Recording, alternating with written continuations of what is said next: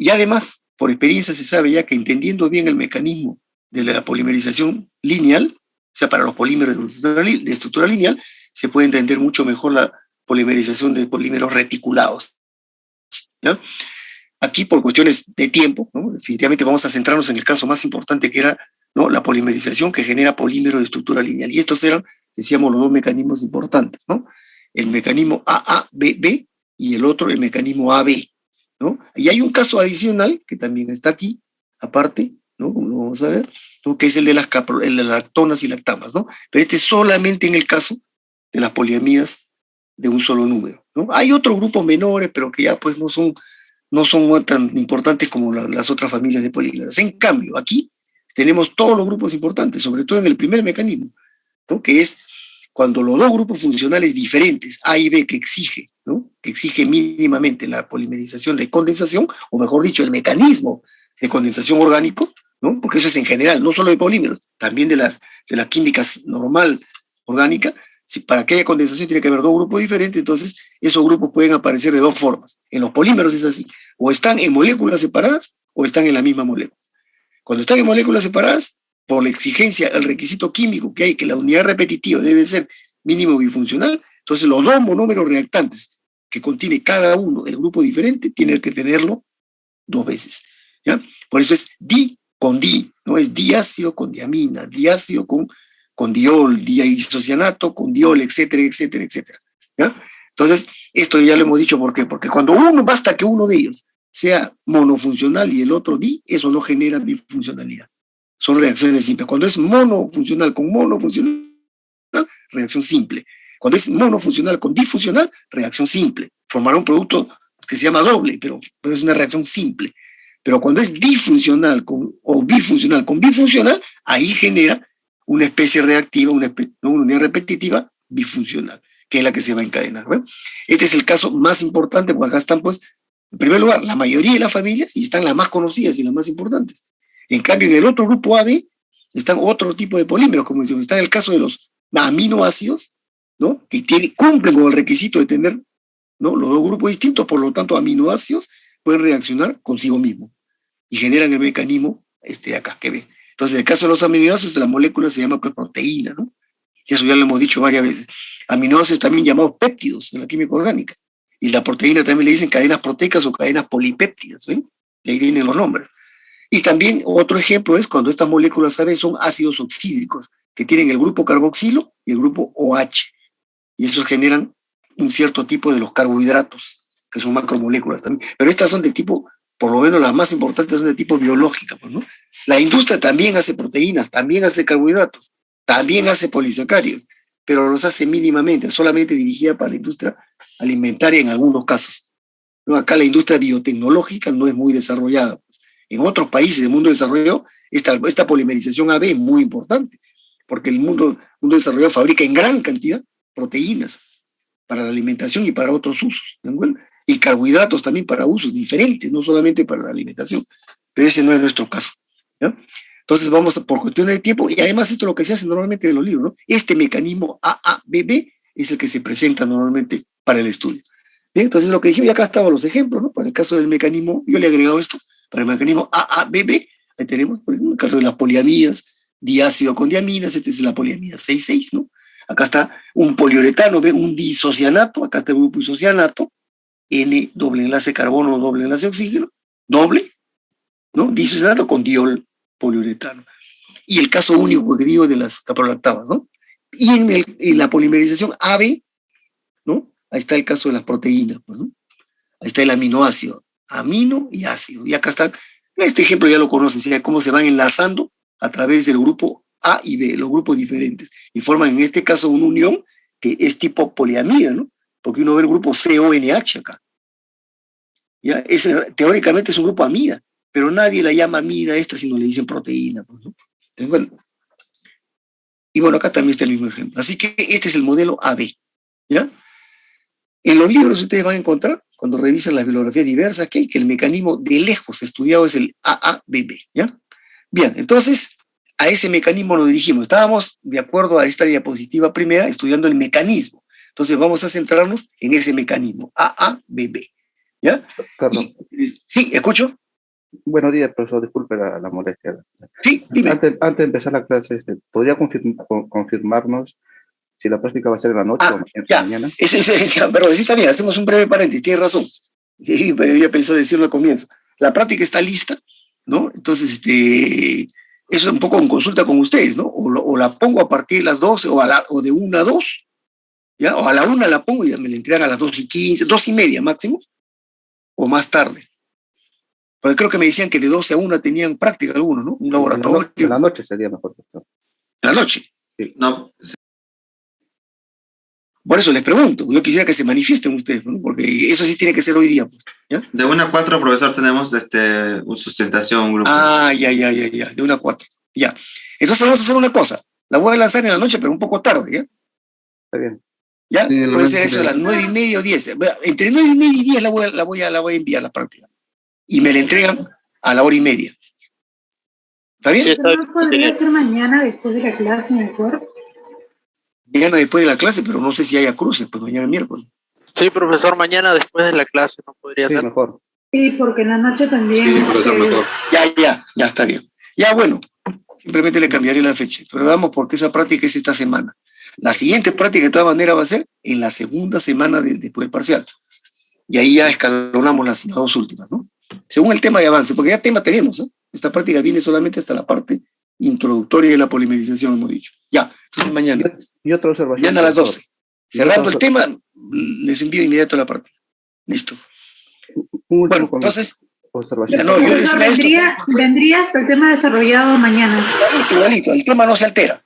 Ya. Esto que hemos empezado de policondensación no entra a la práctica, no ingresa. Lo que quería decir, no voy a decir que alguien me reclame, porque ya me pasó alguna vez en un ciclo, que los alumnos pedían que sea en vez de martes, miércoles, ¿no? Porque la práctica era oficialmente martes, y después algunos reclamaban diciendo que ese no era el horario de práctica. ¿Sí? ¿Por qué? Porque tenían cruces. Pues digo nomás, no me vayan a reclamar eso mañana. Profesor, pero mañana a las 12, ¿verdad? Sí, pero alguien me puede decir que tiene algún curso, pues a las 12. Bueno, ya no importa, pues ya están avisados en todo caso. Profesor, Es mañana una hora 15 más, el archivo 1 hora y media en total.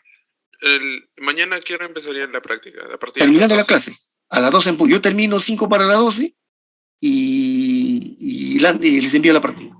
La reciben de inmediato. ¿Está bien? Bueno, quedamos así entonces, ¿no? Una última cosa, profesor. ¿Cómo? Una última cosita, observación. Sí, escucho. El archivo 4 con la que usted hizo la clase, sí, no coincide con la que subió al correo hacia nosotros. O sea, el archivo 4, eso fue sobre copolímeros. Sí, es diferente. A ver, se lo vuelvo a mandar, pero no creo. O sea, yo en la clase de repente le agregué alguna palabrita más por ahí. No, las imágenes, el corazón, todos esos detalles. Ya. Se lo envío de nuevo. Ya, está bien, se los envío de nuevo hoy día, ya más tarde. Sí, creo que ahí le agregué algunas imágenes. De repente lo pasé antes de agregarle. Sí, es diferente. No, en realidad no le agregué, le había hecho algunas modificaciones, pero bueno, ya. Ha habido diferencias, pues. Ya, yo les envío ahora, ese es el archivo 4A, de la clasificación por tipo de usos. Así es. Sí, ya esa les envío de nuevo. Profesor, disculpe, como usted dice que mañana va a ser la práctica puede empezar a la 1 de la tarde. No, en la 1 tengo otro curso. A ver, Yo también tengo cruce con mis clases mañana. Sí, profesor, yo también tengo la 1. En la noche, entonces. Pues. Entonces hoy día en la noche, pues. Hoy día en la noche. Mañana en la noche. Pero ya mucho. Hoy día en la noche tengo clase hasta las 10, profe. Entonces hoy en la noche. Hoy en la noche. Yo pensaba que si es en la noche, profesor. Para no estar con miren, escúchenme, yo había pensado que si era en la noche, que sea en realidad a las 10, para que no se le cruce nada, ya nadie tiene más clase a las 10. Ahorita. Claro, a las 10. A las 10 de la noche, profe. Ya sí estaría bien. Nadie tiene clase, profe. A las 10 de la Nadie noche, tiene clase, profe. pues. Y la práctica es 1 hora 15 máximo, ¿ya? Ya yo le voy a dar unos minutitos más para que envíen el archivo. Está bien a las 10. Noche, profe. Entonces hoy día a partir de las 10, pues. Sí, profe, está bien. Ya, y terminando esto, les envío nuevamente el archivo 4A, el de la clasificación por usos. ¿Ya? Ya, quedamos así entonces. Ya, hoy día a las 10 de la noche, a partir de ahí les mando el archivo. Bien, entonces, decíamos, retomando, este es el mecanismo que vamos a estudiar, el AABB, ¿no? O sea, monómeros ¿no? Cada uno con uno de los dos grupos bifuncionales que exige el mecanismo de condensación, pero separados en moléculas, ¿no? Distintas. Y por eso que tiene que estar doble. Funcionalidad 2, AA, funcionalidad 2, BB. La lógica es que el resultado de la reacción, ¿no? La unidad repetitiva AABB sea bifuncional también, ¿ven? Porque los dos previos son bifuncionales, esto no puede ser mínimo de bifuncional. ¿Se dan cuenta? Eso tiene ese sentido, eso tiene una explicación química en el fondo, bueno, pero no es nuestro tema ponernos a hablar ya de la química, ¿no? Simplemente presentamos el mecanismo. Entonces, este es el mecanismo, ¿ves? Se junta el primer monómero AA con el B y forma esta primera unidad, que acá lo llamamos P1, decía, ¿no? Es como decir el primer polimerito, pero en realidad no es polímero todavía. Es la primera especie reactiva que sale. Después, ese, como tiene el extremo A o B, como lo ven acá o B, puede ser atacado de nuevo por la molécula B al lado izquierdo o por la molécula AA al lado derecho. ¿Ve? Por eso ponemos que P1 puede ser atacado por M1 o M2, por cualquiera de las dos. Y cuando crezca por el lado izquierdo con BB, va a quedar el extremo B, el otro. Y cuando crezca, cuando reaccione por el lado derecho con AA, va a quedar el otro extremo A, y siempre va a quedar un grupo funcional al extremo, A o B, no interesa, la cosa es que haya grupo funcional. Y como las moléculas tienen A y B separadas en moléculas distintas, siempre va a haber la posibilidad que los extremos sigan siendo atacados, o por AA o por BB. Por eso es que acá se muestra así, ¿no? Salvo la primera reacción, que se formó el P1, que es el que está en el cuadro verde arriba, ¿no? La unidad repetitiva entre paréntesis, las siguientes ya se van añadiendo los monómeros por los extremos y van creciendo una unidad más y así, como decíamos el otro día, hasta que, ¿no? Esto llega a un momento en que ya la reacción o se detiene sola o la cortamos, ¿ya? Hablemos que si esto se detiene solo, ¿cuándo sería? Cuando alguno de los reactantes se acabe, ¿ya? Aunque vamos a ver que este consumo que va ocurriendo entre A y BB, como lo pueden ver ustedes, cada vez que A se ataca con B, lo hace 1 a 1. Un A consume solo un B o viceversa, un B solamente ataca un A. Entonces, si yo pongo las cantidades N con N de cada una, o sea, una proporción equimolar, se supone que se van consumiendo parejos. Cada vez que A se consume B también. Entonces, el consumo es equimolar también. Así que, de acuerdo a este esquema que está en el cuadro celeste, a medida que esto va avanzando y creciendo, teóricamente, los monómeros se van a consumir igual, al mismo tiempo. Entonces, esto va a ocurrir que se detiene cuando uno, o en realidad los dos, se acaben. Ese sería el término normal. Pero esto demora muchísimo. Porque si yo le hubiera agregado acá las constantes de velocidad de reacción, que es la que refleja la rapidez, la factibilidad de la reacción, estas constantes son bajas, son valores bajos, son decenas o centenas de unidades. Son valores bajos, son reacciones lentas. Por eso es que este mecanismo dura bastante, dura horas, como lo hemos visto en el cuadrito, ese resumen que mencionamos acá. Dice, es lenta la zarza, necesita que la conversión suba muy alto para que el peso crezca, ¿sí? Y eso con constantes bajas aquí, en el mecanismo, significa horas, bastantes horas de reacción. Por eso es que la polimerización se maneja en la práctica o acelerándola o cortándola en un cierto momento cuando el peso ya esté en un valor mínimo. Depende de qué es lo que se quiere, pues. ¿Ya? En la práctica se hacen las dos cosas, se la acelera y se la corta. Porque hay policondensaciones que pueden durar 20, 36 horas, así, demasiado largas. Entonces eso va contra la parte económica, pues, en un proceso industrial, ¿no? Bueno, este es el caso ideal, así ordenado, ¿ven? Por etapas. Primero se forma la etapa 1, la etapa 1 da lugar a la etapa 2 y así sucesivamente. Pero esto no ocurre, decíamos, en la práctica. El caso real no es así. Porque como vemos nuevamente, vuelvo a colocar el cuadro verde acá, el mismo de la diapositiva anterior, el grupo A se ataca con B, no porque esté en monómero, porque esté en cualquiera de estas cadenas P1, P2, que van creciendo. Estos son los que se llaman los oligómeros, ¿no? Moléculas de tamaño mediano, no son polímeros, pero que van creciendo, no son moléculas simples, chicas, como P1. Van creciendo, y P3 es más grande que P2, y P8 es más grande que P7, y PI más 1 es más grande que PI. ¿Se dan cuenta? Esos son los llamados oligómeros. Todos están en el reactor, porque eso es lo que se va formando. Pero el grupo A no va a esperar encontrar a una cadena P2 para formar la P3, ni P3 para formar la P4. Basta que A se encuentre con B en el medio de reacción, reacciona. Y ese A puede estar, pues como hemos visto, o en los monómeros separados, o puede estar en cualquiera de estas cadenas de oligómeros. Porque ya hemos visto que sus extremos son o A's o B's a medida que van enlazándose y enlazándose. Entonces, al final esto se vuelve una mezcolanza. Y además, ¿qué ocurre? Otro hecho importante que ustedes como que van a ver, ¿no? Sobre todo cuando lleven cinética, ¿no? En el reactor donde ocurre esto, hay el agitador. Ya lo hemos visto en fotos, un reactor. Todo reactor tiene un sistema de agitación. Y la agitación se usa por diferentes razones. que lo vamos a mencionar cuando hablemos de la tecnología de la polimerización. ¿Ya? Entonces, el reactor, ¿qué hace? Al mover la masa en el reactor, ¿no? Porque agita, pues remueve, lo que hace es homogeniza el medio de reacción, revuelve todo y lo homogeniza. Entonces, ahí van a competir todos contra todos por igual, ya no va a importar si es monómero, P1, P5, P8, PN, todos se van a mezclar y cada uno va a estar con sus extremos reactivos, A o B, y basta que se encuentren, no importa quién lo tiene, el extremo, ya reacciona. Por eso que hacemos con estas flechitas, indicamos que todos reaccionan contra todos acá. Cuando digo M1 con esta flecha que ataca a P2, quiere decir que está buscando el extremo opuesto. Si M1 es AA, está buscando en un extremo B de P2. Si hablo de que PI ha sido atacado por P1, ¿ven? Esta flecha de acá, PI atacaba a P1, es porque ha encontrado, ¿no? El extremo A o B de P1, que lo ven acá arriba, es A o B, ha encontrado a un extremo opuesto en PI. Y justamente la agitación, al remover el medio, lo que hace es, aparte de homogenizar, lo que hace es pone a todos en la misma posibilidad de reaccionar. Y el mecanismo se vuelve totalmente desordenado, aleatorio, errático, como decía la tablita esa inicial. Entonces, ¿cuál es la consecuencia? Esto es lo importante al final. ¿Cuál es la consecuencia, el resultado de todo esto? En el tamaño de las cadenas. Ya no es así, ideal. Porque si fuera así, quiere decir que cada vez que M1 ataque M2, voy a producir una cadena de tamaño M. Eso es lo que me diría este resultado, ¿no? O ideal, pero no es así. Es un mecanismo desordenado, aleatorio. Entonces, ¿cuál es el resultado de los tamaños de las cadenas? ¿Se acuerdan? Y aquí va a ser una competencia, ¿no? El que reacciona primero forma uno, el otro le gana al otro, pero felizmente como no hay una molécula de cada uno, sino hay N con N, hay bastante, digamos, materia para reaccionar, esto se toma un tiempo. Lo que me dice este mecanismo es que cada vez que M1 se ataque con M2 y forme una primera molécula, el mecanismo ocurre ya todo desordenado. Pero M1 con M2 no se va a atacar una sola vez, se van a atacar un montón de veces, porque yo pongo N moléculas de A con N moléculas de B.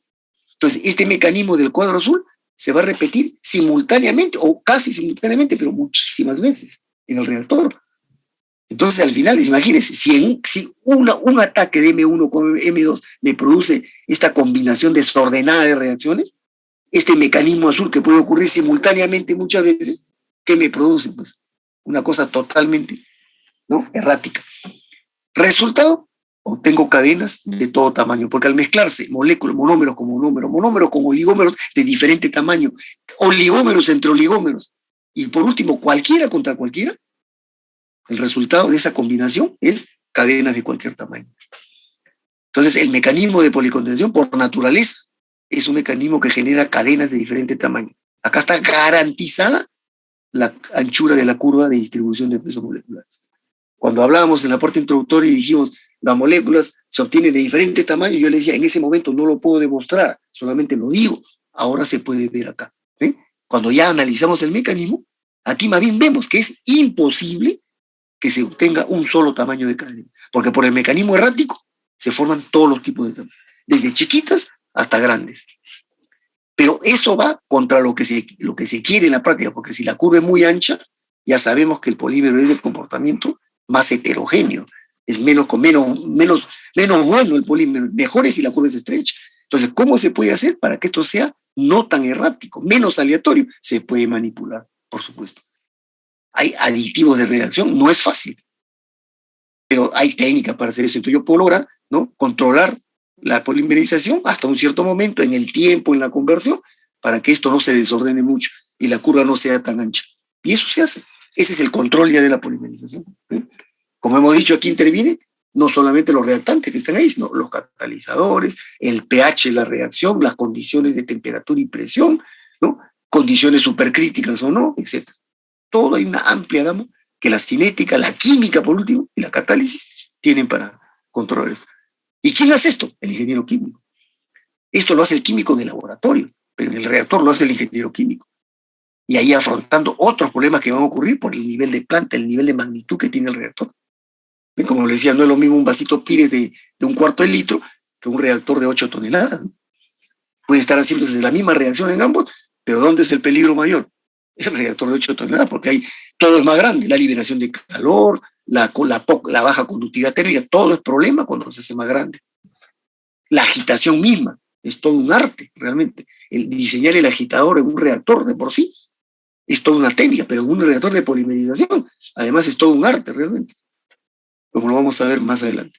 Ya, entonces, con esto terminamos el mecanismo de este caso de polimerización para estructuras lineales, como el caso AA con BB. ¿Ya? El mecanismo errático, desordenado y produce distribución de tamaños de cadena y de peso molecular. Y el condensado, como decíamos el otro día, cada vez que esto reacciona, como lo puede hacer por ambos lados, cada vez que A reacciona con B, forma una molécula de condensado. ¿Ven? Cuando lo vemos en los ejemplos, acá, perdón, el ácido, por ejemplo, el grupo ácido pierde el oxidrilo, la amino pierde un hidrógeno, ese oxidrilo con el hidrógeno forman agua. Ese es el condensado. Incluso pueden ser sustituciones. Puede ser un cloruro de diacilo acá, con cloro. Ese cloro sale con el hidrógeno de la amina, sale y forma ácido clorhídrico. Puede ser un grupo metilo. Diferentes sustituciones, o sea, ácidos orgánicos sustituidos. Si fuera metilo o un grupo alquilo, con el hidrógeno va a formar el alcohol respectivo. Si es metilo, alcohol metílico. ¿Ya? Si es etilo, alcohol etílico. Esas son las moléculas de condensado. Siempre va a haber el condensado acá. Entonces, como lo puede hacer simultáneamente por los dos extremos, cada vez que A y B se atacan, lo hace en dos extremos, entonces se forma el doble de moléculas de condensado. Por eso cuando NAA con NBB reaccionan, forman 2N, el doble de condensados. ¿Pero por qué menos uno? Porque eso ocurre en todas las reacciones, menos en la primera. Solamente en la primera, cuando por primera vez se forma el grupo de condensación AB, ahí se forma una sola molécula de condensado. Recién a partir de ahí es que se generan los extremos funcionales para ambos. Y a partir recién de la segunda reacción es que cada vez que A y B se ataquen formarán dos condensados, pero en la primera no, en la primera solamente forman uno. Por eso es que la estequiometría dice 2N menos 1, molécula de condensado. ¿Ven? Entonces eso para terminar de detallar y describir el mecanismo de la polimerización. ¿Ya? ¿Está claro? ¿Preguntas sobre esto? Porque hay algunas cosas que no dije el otro día, por eso he retomado el tema y lo he completado. ¿Está claro? Bueno, entonces, el otro caso, decíamos, de la polimerización que genera reticulaciones con la funcionalidad mayor, este ejemplo, recordarán, lo vimos. Esto ocurre cuando uno de los monómeros es bifuncional y el otro no, es mayor, más de bifuncional. ¿Ya? Entonces se forma, no vamos a entrar a este caso en detalle, sino que vimos algunos ejemplos acá, ¿no? Miren, por ejemplo, este es un monómero bifuncional. Este es un derivado de un ácido del benceno dioico, del ácido tereftálico. ¿Ven? Entonces este le llaman el ácido ftálico. El anhidriostálico, perdón, porque acá no está como anhidrido. También es otra forma de obtener poliésteres. ¿Ya? Este anhidriostálico tiene este grupo que va a hacer como grupo funcional y con un triol, ¿ven? O con un tetraol. ¿Se dan cuenta? Entonces esto van a dar poliésteres reticulados. Estos son un tipo de resinas que se llaman las resinas alquídicas, que son resinas, son poliésteres, en realidad, como son poliésteres, porque es el grupo ácido original. Cuando esto reacciona va a botar el oxígeno y va a quedar el CO y con el oxígeno del grupo oxidilo se va a formar el grupo éster. Es un poliéster, pero va a quedar insaturado, porque acá hay anillos además, ¿no? Entonces esas son un grupo que se llama las resinas de poliéster insaturadas, que se conocen normalmente como resinas alquímicas. ¿Ya? Y dentro de eso hay otras alternativas, como la que explicaba el otro día. Miren este caso, este es el etilenglicol, ¿no? El diol de 2 carbonos. Y este es el ácido, el benceno dioico, pero en el isómero orto, ¿no? Cuando los grupos están consecutivos. Cuando se hace la reacción de este mismo con el isómero el parabenceno dioico, que es el ácido tereftálico, ese es el PET. ¿Ven? El parabenceno es cuando tenemos el COH aquí y el otro carboxilo acá, opuesto. Porque esta es la posición orto, meta y para. Ese es el que me da el PET, que es polímero lineal. Pero cuando es con el isómero orto, la reacción, miren cómo ocurre. Entonces, un oxidilo va a atacar a un ácido, y cuando el otro sea atacado, miren, acá hay una direccionalidad complicada, pues, ¿no? Porque esto orienta, pues, la polimerización en cierta forma, ¿ya? Y como esto va a ocurrir en el espacio, ¿ya? Entonces, se forma aparentemente así, ¿ven? Ahí está el diol, pierde su oxidilo, pierde el oxígeno, el COH pierde el OH, queda CO, ahí está el grupo éster, y cuando el otro reaccione lo va a hacer igual, pero visto en el plano pareciera que es lineal, porque está creciendo por ambos lados. Aparentemente acá está la funcionalidad 2, Pero ¿qué ocurre? Cuando este se enlace con el siguiente diol, se va a volver a presentar el tema de la isomería acá, en orto. Entonces, a medida que esto va creciendo, cada vez que el anillo reaccione con su grupo carboxilo, lo va a hacer orientando en función de esta condición orto, ¿ok? Y eso va a ir generando que este enlazamiento que aparece como lineal se va generando en el espacio formando ángulos. Y va a ir distorsionándose cada vez más a medida que va creciendo. Y al final genera una estructura que se empieza incluso a reticular. Porque como esto se va torciendo, no crece realmente recto, va generando así, pongamos así en ángulo, va a generar. Entonces, cuando el diol se encadene, lo va a hacer también formando ángulos. Y al final ese resultado va a ser una estructura. Este es un caso bien curioso, que es también un poliéster, teóricamente que debió haber sido lineal, pero no es al final lineal. ¿Ya? Y esto le decían a estas resinas gliptal, a este grupito único de esta reacción. Esta resina ya no tiene mucho uso, pero durante una época tuvieron gran aplicación, eran pinturas, muy buenas pinturas, entre otros usos, ¿no? También era plástico. Pero ya han perdido esta importancia porque esta polimerización con este isómero es complicado, mucho más rápido es con el caso del PET, ¿ven? Cuando está en para, en la posición para. Bien, entonces como comentarios de reticulaciones, ¿ven? Entonces, ven, no solamente la funcionalidad mayor de 2 es la que complica acá el mecanismo, sino encima hay casos, ¿no? Como estamos viendo acá, que gliptal. Entonces, en la bibliografía, por eso mayormente a las reticulaciones las dejan a un costado. Dicen, no, solamente comentan los casos, y ya si uno quiere entrar a este tema, ya tiene que ir a una bibliografía especializada, que sí las haya, pero son muy costosas. Y esas bibliografías normalmente no son ya digamos, de autores de libros, sino son de las mismas empresas. Las empresas que hacen esto en la práctica, ellas mismas sacan su bibliografía. Y un texto de estos, así especializado, por ejemplo, para obtención de resinas alquílicas, tranquilamente les puede costar $2.500, una bibliografía de esas, donde la empresa les va a vender el proceso, pero siempre les va a guardar algún datito ahí como para tenerlos amarrados, ¿no? Para que dependan de ellos siempre. Les vende aparentemente la patente, pero no al 100%, se la da al 99.5% la patente. Pero ese 0.5 que no les da, ahí está la clave para que ustedes no le hagan competencia a ellos, ¿no? Así es, ese es el mundo, pues, de la tecnología, lamentablemente, ¿no? Bueno, entonces ahí queda, y este ejemplo que lo comenté, ¿no?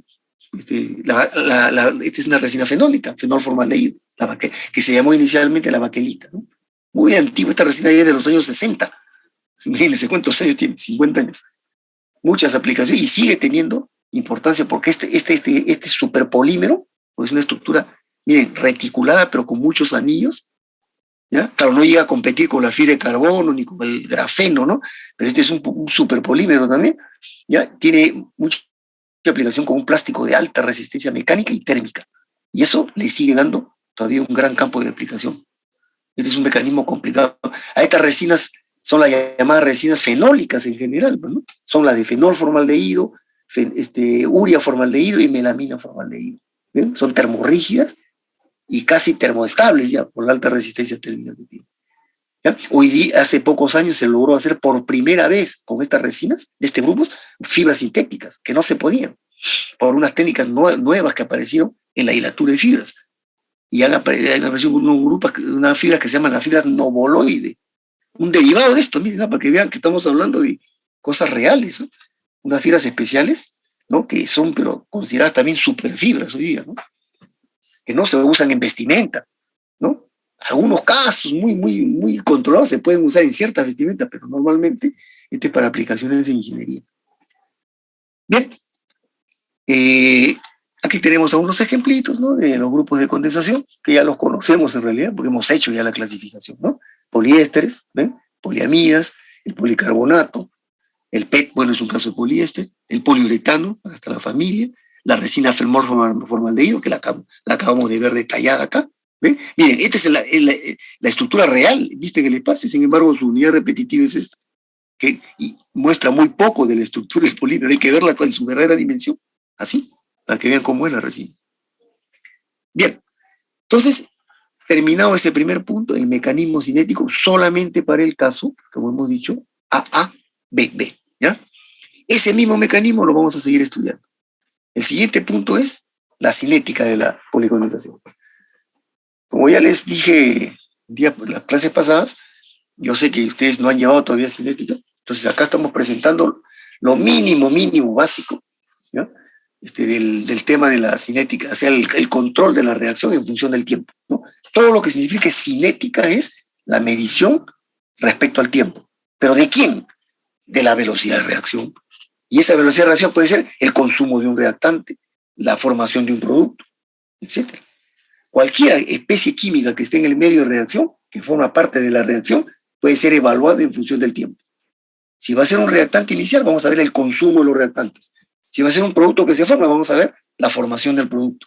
Y eso se mide por unidad de tiempo, como una velocidad. Y eso es lo que significa en el fondo el concepto de velocidad de reacción, ¿no? Entonces la cinética se concentra en eso, básicamente, ¿ya? Entonces, ven, acá está el modelo que vimos, AABB. Bueno, entonces, ¿qué vamos a decir acá? Algunas asunciones, dos que son básicas, que normalmente se asumen siempre, ¿ya? Que dice, mire, la reactividad de un grupo, A, por ejemplo, es independiente de la presencia de otros grupos. Estas son asunciones, ¿eh? No son verdades al 100%. Pero asumirlas va a simplificar mucho el análisis cinético que vamos a mostrar y a su vez, ¿no? No cambia mayormente los resultados finales, porque las conclusiones a las que se llega siguen siendo las mismas que si no hubiera asumido estas ideas de acá que están hablando. ¿Ya? Entonces, la primera dice que cada grupo se comporta independiente, no importa quién esté al frente, quién sea B.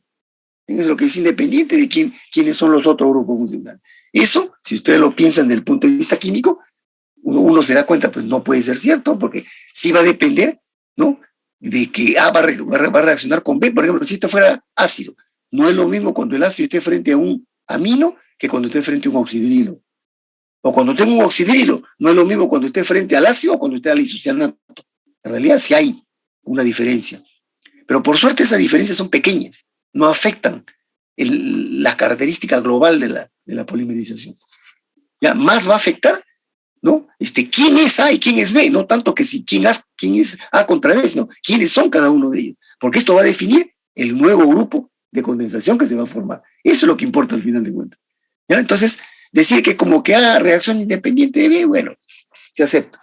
La otra, esta sí es más cierta, pero no tampoco al 100%. Dice, la reactividad de A es independiente del tamaño de la cadena que lo porta, que lo lleva. ¿Por qué se hace esta afirmación? Porque ya una vez que se entendió que el mecanismo era desordenado, ¿ven? Era desordenado, y hemos dicho, cualquiera se ataca con cualquiera, con la única condición que el que ataca tiene que hacerlo con su grupo opuesto al grupo que tiene al que ataca, ¿ven? Entonces, A siempre tiene que ser con B o B con A, ese es en el fondo. Y el A con B, como hemos dicho, puede ser de un A y un B, de monómeros, de oligómeros, de cadenas más grandes, todos contra todos. Entonces, eso hace que se afirme este segundo enunciado, ¿no? Como todos van a estar en la misma condición de reaccionar, porque el mecanismo es así, aleatorio, entonces no va a importar en dónde está colgado el grupo A, en una molécula chica como el monómero, en una mediana como el oligómero, o en una grande como una cadena que ya ha crecido, digamos, ¿no? Entonces, por eso dice que el grupo es independiente, su reactividad es independiente del tamaño, ¿no?, de la molécula que lo lleva. ¿Ven? No interesa quién lo lleva. Reacciona porque es A y porque encuentra a B. Y no importa quién lleve a B tampoco, sino A con B es lo que interesa. ¿Ya? Bien, por otro lado, para ir simplificando las cosas, como he dicho, vamos a hacer este análisis lo menos cinético posible para que lo entiendan más rápido, ¿no?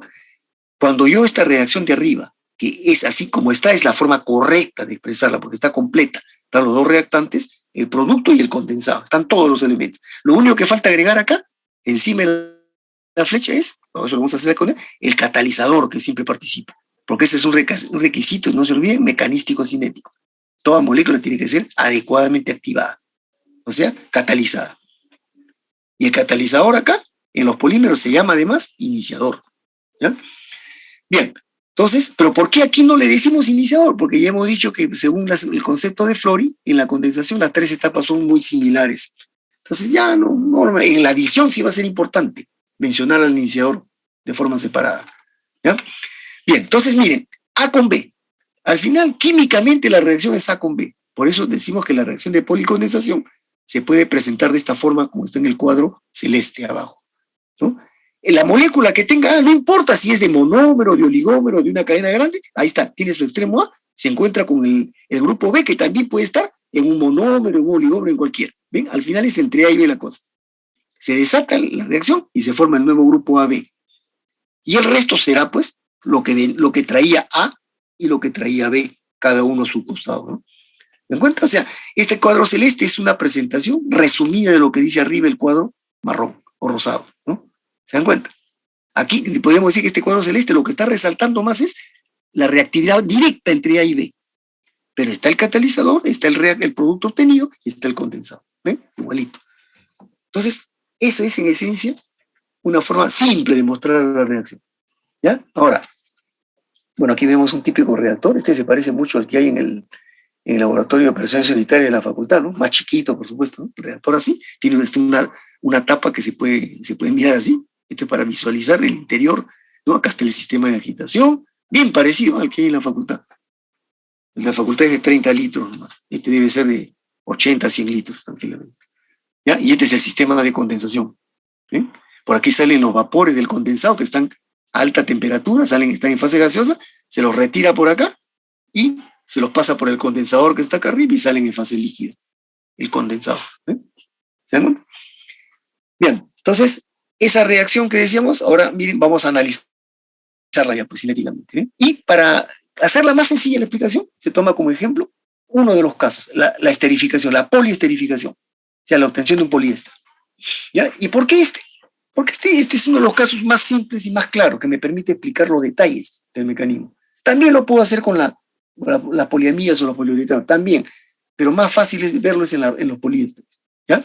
Entonces ahí está, miren, si yo tomo como modelo esta reacción en celeste, donde digo, la molécula que trae al grupo A y la molécula que trae al grupo B, ¿ya? Para este caso del poliéster es la molécula que trae el grupo carboxilo y la molécula que trae el grupo oxidril. ¿Ven? Ahí está. Este va a ser un diácido y este va a ser un diol.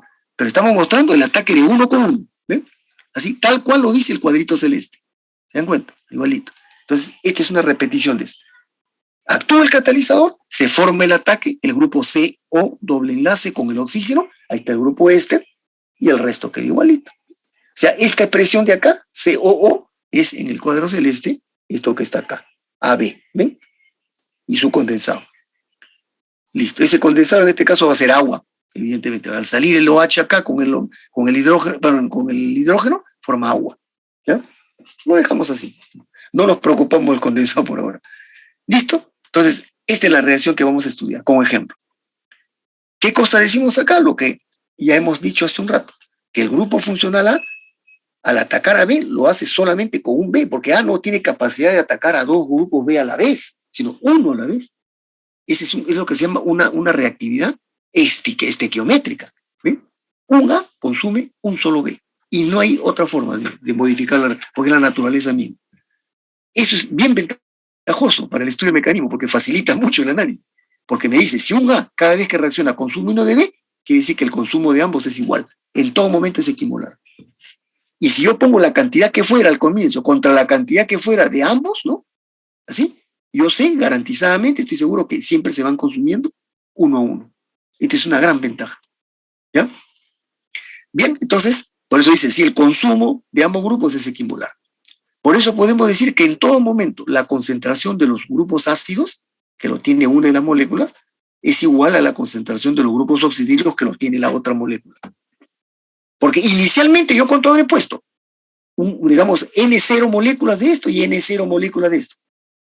Se empiezan a atacar uno a uno, se van consumiendo igual, entonces en cualquier momento, en cualquier tiempo de la reacción, la cantidad inicial ha ido disminuyendo de ambos, porque han ido reaccionando y han ido formando las cadenas, ¿no? Entonces estas van disminuyendo, pero como se han ido consumiendo uno a uno, en cualquier tiempo de observación, la concentración que va quedando del reactante ácido siempre será igual a la concentración del reactante que tiene el oxidrilo. ¿Ven? Gracias a esta afirmación, a esa equimolaridad que hay en la reacción. Y esto es bien importante, porque esto garantiza que el mecanismo se puede entender y manejar claramente. Y así va a ocurrir teóricamente si fueran entre los otros dos grupos, ácido con amino, uretano con N, en principio es así. ¿Ya? ¿Está claro hasta ahí? Porque ahora ya viene simplemente la presentación de las ecuaciones cinéticas. ¿Está claro hasta ahí? Sí, profesor. ¿Ya? Entonces, esta parte es clave, ¿eh? cómo presentamos la polimerización y cómo la estamos modelando usando el caso del poliéster. ¿Ya? Esta idea es importante. ¿Ya? Bien, entonces ahora ya tenemos eso. Ahora viene el concepto, aquí sí lamentablemente estoy presentando el concepto de velocidad de reacción. ¿A quién le voy a aplicar al concepto? Yo puedo aplicar la velocidad de reacción de consumo de un reactante o la velocidad de reacción de formación de un producto. Ambas, en la cinética se definen las dos cosas. Y la única diferencia es un signo. Cuando es consumo, es una derivada de la concentración con la velocidad negativa, porque va disminuyendo. No es que se va consumiendo, es una velocidad que va decreciendo la cantidad de la materia prima. Y cuando es de algún producto que se forma, es una derivada de la masa de la especie que se está formando con el tiempo positiva, porque está aumentando, se está formando. ¿Ven? Entonces, estos tienen, como ambos en este caso se consumen, puedo agarrar a cualquiera de ellos de referencia. Y lo que se agarra normalmente es al ácido. ¿Por qué? Porque el ácido es el que se puede controlar mejor. Si yo estoy haciendo esto en una reacción, ¿cómo controlo la reacción del ácido? Con una titulación. ¿Ven? Saco muestras del reactor, voy sacando muestras en el tiempo y la voy titulando y voy midiendo cuánto es la concentración y voy midiendo cómo va disminuyendo este valor en el tiempo. Por eso es que normalmente se prefiere el ácido. Bueno, la química tiene diferentes métodos de análisis, pero la más práctica es hacerle el seguimiento al ácido. Entonces vamos a plantear la velocidad de consumo, la velocidad de reacción, pero de consumo del ácido. Y eso por definición es la derivada de la concentración. Puede ser molar o en masa, pero no, la forma más común es molar. La derivada de las moles del ácido con el tiempo, menos. Este es el consumo del ácido. Y eso por definición es igual, acá está la reacción arriba, es la constante de la reacción, K1 la ponemos, este es un dato que supuestamente yo conozco, por el producto de las concentraciones de todos los que reaccionan. ¿Quiénes son los reactantes? El ácido, el oxidrilo y el catalizador, que puede también participar, puede consumirse inclusive en la reacción. Entonces, cuando yo presento por primera vez la expresión cinética, esta es la expresión cinética, la expresión 1, tengo que poner a todos los probables reactantes. Los dos primeros, de hecho, ¿no? El que puede estar en duda es este, pero puede participar, así que lo dejo ahí inicialmente. Después va a depender cómo maneje al catalizador. ¿Ven? Si este catalizador de repente no participa, no se consume, entonces este es una constante. Ya, ese sería un manejo ya particular. Pero si participa, este también entra a la derivada, pues, porque estamos midiendo con el tiempo. Esta es una expresión, una ecuación diferencial, al final de cuentas. ¿Ya? Entonces, este es el concepto de velocidad, la velocidad de consumo del reactante ácido, que se mide como la menos, derivada con el tiempo de los moles del ácido, es K1, la constante, por las concentraciones de todos los reactantes, el ácido, el oxidrilo y el catalizador. Presentado así, esta es la ecuación básica. A partir de acá yo podría hacer ya qué hago con el catalizador, qué hago con la constante, un montón de cosas, pero esta es la expresión de partida. Y esto es lo que ustedes deben recordar como concepto en todo caso. Si ya hubieran llevado cinética, esto de memoria lo hacen, pues, ¿no? Son las primeras cosas que les enseñan en la primera o segunda clase de cinética. La definición de velocidad de reacción. ¿Ven? Bueno, entonces, pero lo repito por eso, para que ilustrarlo, ¿no? Esto es velocidad de consumo, que es la menos por ser consumo, y la velocidad se define como la derivada con el tiempo de la masa, en este caso en forma de moles. La derivada de los moles de ácido con el tiempo igual. K1 por la concentración molar del ácido, la concentración molar del oxidrilo y la del catalizador. Entonces, ahora vienen dos casos. Hay dos formas principales de manejar esta ecuación cinética para ver a qué ecuación nos lleva. Porque, ¿qué busco yo acá con esta ecuación diferencial? Busco obtener la variación de la concentración del reactante ácido con el tiempo. Eso es lo que estoy midiendo. Y como yo voy a poder evaluar la concentración esa en la práctica con titulaciones, entonces eso me va a dar una idea cómo se está consumiendo el ácido y a su vez el oxidrilo. ¿Se dan cuenta? Esa es una forma de seguir la reacción. Y hay otras ecuaciones más. Entonces, a partir de esta ecuación 1, presentamos los dos casos que están acá. El primero, que se va a llamar reacción autocatalizada, que está ahí caso 1, y más adelante está el caso 2, cuando la reacción es catalizada. Bien, la otra se dice autocatalizada y esta es catalizada. Autocatalizada va a significar una cosa, ¿ya? Que yo no voy a agregar un catalizador de acuerdo a esta reacción 1 que hemos puesto, yo no voy a agregar un catalizador. Alguien de los reactantes va a ser de catalizador. Por eso la reacción se va a autocatalizar. Ese es el caso primero. En cambio, el caso llamado catalizado es que yo voy a poner expresamente un catalizador. Y no voy a dejar que ninguno de los anteriores haga el papel de eso, sino yo voy a agregar un catalizador. Esos son los dos grandes caminos que hay. Y dentro de esos caminos hay alternativas inclusive. ¿Ya? Entonces, miren, primer caso, la reacción autocatalizada. ¿Ya? Tomo de nuevo esta reacción 1, que está acá, miren, recuérdenla, menos derivada del ácido con el tiempo, K1, el producto de las tres reactantes. ¿Ya? La estamos repitiendo acá, pero ya aplicándola a este caso autocatalizado. Dice, derivada menos derivada de la concentración del ácido con el tiempo, ¿ven? Este lado izquierdo, igualito acá en la ecuación 1, igualito. Al lado derecho que tenemos, K1 por COH por OH, esta parte va a estar igual, y la diferencia va a ser en el catalizador. Miren acá. Ven, está K1, concentración del ácido, del OH, y en vez de poner concentración de catalizador, estoy poniendo el que va a ser el papel de catalizador, para que esto sea el caso autocatalizado. ¿Y quién es el que va a hacer el papel de catalizador? El mismo ácido. Una parte de la cantidad que he puesto de ácido, una pequeña fracción, se va y hace este papel. Y la gran mayoría hace el papel de reactante. Entonces la ecuación cinética ya tomó esta forma. ¿Ven? Sin alterar la definición de velocidad de reacción, le hemos adaptado, ¿no?, al caso cuando uno de ellos, el ácido, hace de catalizador. Y por eso lo estamos separando. Miren, ven. Este es el reactante ácido, el reactante oxidrilo, como estaba en la ecuación 1 acá, igualito, pero en vez de poner catalizador, ahora ponemos la fracción del ácido que hace de catalizador. Entonces, este de acá, COH catalizador, no es igual al COH reactante, son diferentes. Este es mucho mayor, este es una pequeña cantidad, pero son diferentes. Ahora, ¿cómo manejo esto?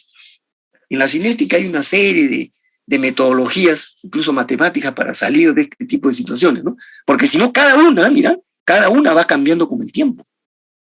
COH va consumiéndose, el OH también, esta se consume felizmente de la misma manera, sigue en la misma forma, pero función del tiempo acá, función del tiempo, pero este no, este es distinto, también es función del tiempo, salvo que me digan, no se consume, no, pero acá estoy diciendo, pues, parte del ácido está haciendo el papel de catalizador, o sea, parte del ácido está yendo para acá, se está consumiendo. Entonces, ¿qué hacemos? Miren, ven, una operación matemática, o si quieren, una argucia, una trampita matemática bien sencilla. Vamos a cambiar el valor de la constante, este es el valor real de la constante de la reacción, esto es lo que ustedes encontrarían en los manuales, vamos a redefinirlo por un nuevo valor K, de tal manera que si yo reemplazo K1 por K, ese K va a hacer que se cumpla que la concentración del ácido como reactante es igual a la concentración del ácido como catalizador. ¿Ya? Y eso los manuales ya lo tienen para muchas polimerizaciones. Si el catalizador era tal, por ejemplo, el ácido era tal, y su constante original era K1, ¿no? Ahora vamos a decir que va a ser otro valor para que se cumpla esta igualdad. ¿Ven? Entonces, si yo quiero que ese K sea otro valor para que se cumpla esto, esta ecuación va a tener una modificación. ¿Ven? Entonces, la vuelvo a escribir, miren, el lado izquierdo igual acá. Ahora, K1 ya no es K, pero ahora el COH queda, el de acá, el catalizador también sería el mismo, porque hemos dicho que ese cae para que sean iguales, por eso este de acá se repite ahora para el de catalizador, y el del OH, que ya sabemos que es equimolar, también será igual a la del ácido, ¿no? Eso ya lo hemos visto en la parte inicial, porque siempre hemos dicho que la concentración del ácido será igual a la del oxidrilo, siempre, ¿no? Entonces, total, la reacción esta que teníamos acá, de 3 reactantes, se reduce a un solo término. El de acá, el oxidrilo, que era igual ya, y con el cambio del valor de constante, hacemos que esta de acá sea igual al mismo ácido. Entonces los 3 resultan iguales. ¿Ven? Me dirán, eso es forzado. Sí es forzado, pues, pero lo importante es saber quién es el K. Toda la clave está acá, que yo cambie por el valor apropiado de K para que se cumpla esta condición. Y eso se hace en la cinética, con mucha frecuencia. Con tal que yo recuerde que K es un valor ficticio, pero que lo voy a determinar, y K1 es el verdadero valor de la constante. Y hay una relación, pues, entre K y K1. ¿Ven? Entonces yo voy a llegar a mi expresión cinética en función de K. No importa, pero yo sé que K tiene una relación con K1. ¿Se dan cuenta? Bien, entonces miren, la expresión cinética ya está. Es menos la derivada de la concentración molar de COH con el tiempo igual a K, y esto da concentración molar del ácido al cubo. ¿Ves? Que tenemos la misma variable, ácido. Entonces le podemos decir que esta expresión la voy a llamar C, concentración, porque al que le estoy haciendo el seguimiento, ¿a quién es? Al ácido, pues. Entonces, este es como decir mi reactante que está siendo estudiado. Entonces, esta ecuación es como decir menos la derivada de C con el tiempo igual a K por C al cubo. ¿Ven? Y eso es lo que tenemos aquí, en la siguiente diapositiva. ¿Ya? Perdón, ya no lo he escrito. Esto es como decir menos derivada de C con el tiempo igual a K por C al cubo. Y acá están las condiciones en las que voy a integrar. ¿Ven? Ahí está. El ácido es el que voy a llamar C. ¿Ya? Y acá están las condiciones de integración, los límites de la integración. Inicialmente, en T0, ¿cuánto he puesto yo? Una cantidad inicial. Esto lo conozco yo. Un valor inicial de C0. En un tiempo T, cuando la reacción ha avanzado ya un tiempo T, el reactante se ha consumido, ha habido una conversión ya momentánea hasta ese momento, la concentración será un valor C cualquiera, menor que C0. ¿Ah? Porque C0 el valor inicial se ha ido consumiendo y después de un tiempo T está en el valor C. Entonces integro esta ecuación, esta que teníamos acá antes, menos derivada de C con el tiempo igual a K por C al cubo, la integro entre estos límites, ¿no? Y ya obtengo esta ecuación, 1, que está en rojo. 1 entre C cuadrado menos 1 entre C0 al cuadrado igual a 2KT. Ya está, esta es mi ecuación cinética. ¿Ven? ¿Qué cosa me está midiendo? El consumo del reactante ácido en función del tiempo. Esa es por definición, una ecuación cinética. ¿Ya? La primera ecuación cinética que se trata de encontrar siempre en el estudio de una reacción es la concentración. Y puede estar de cualquiera, y en este caso le he sacado del ácido, ¿no? Ahí está arriba, en la primera línea. C es la concentración del ácido. ¿Ven? Acá arriba, ¿no? Pero pudo haber sido también del oxidrilo si quería. Lo que pasa es que el oxidrilo no lo puedo evaluar en el tiempo. Sería teórico que yo diga que C va a ser el OH, porque ¿cómo lo voy a medir el OH? Seguramente habrá una técnica, es más complicada, pero el ácido es más fácil, ¿no? Por eso se hace a través del ácido, siempre. ¿Ya? Bien, entonces ya llega esta primera ecuación. Pero puedo sacarle también al producto. Puedo escribir una expresión y tendría que armar todo el análisis para el producto y llegar a una ecuación. ¿Ya? Entonces, reitero, esa es la primera ecuación que la cinética siempre obtiene, la concentración en función del tiempo. Y uno la aplica al que quiera, en este caso sí a mi reactante ácido, que es a través del cual estoy haciendo el seguimiento a la reacción. Segundo parámetro cinético, la conversión. La conversión, yo creo que esto sí se lo enseñan en la química general, ¿no?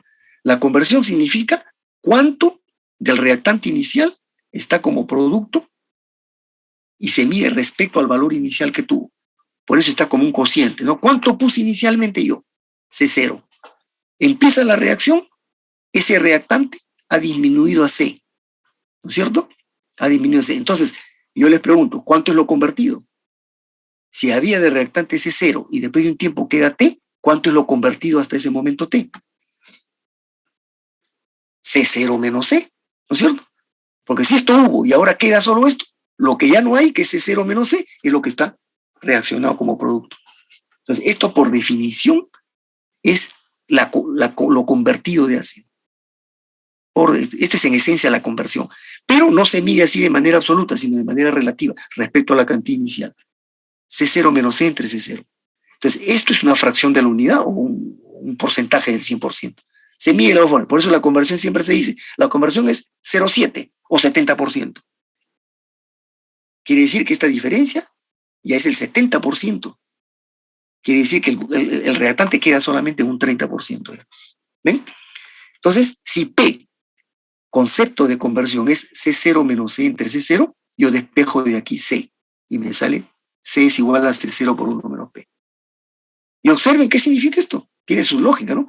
Si la conversión P significa cuánto del reactante inicial ya está como producto respecto a su valor inicial, ¿qué significa la cantidad que queda? O sea, lo no convertido. Esto es lo convertido, la conversión. Esto es lo no convertido.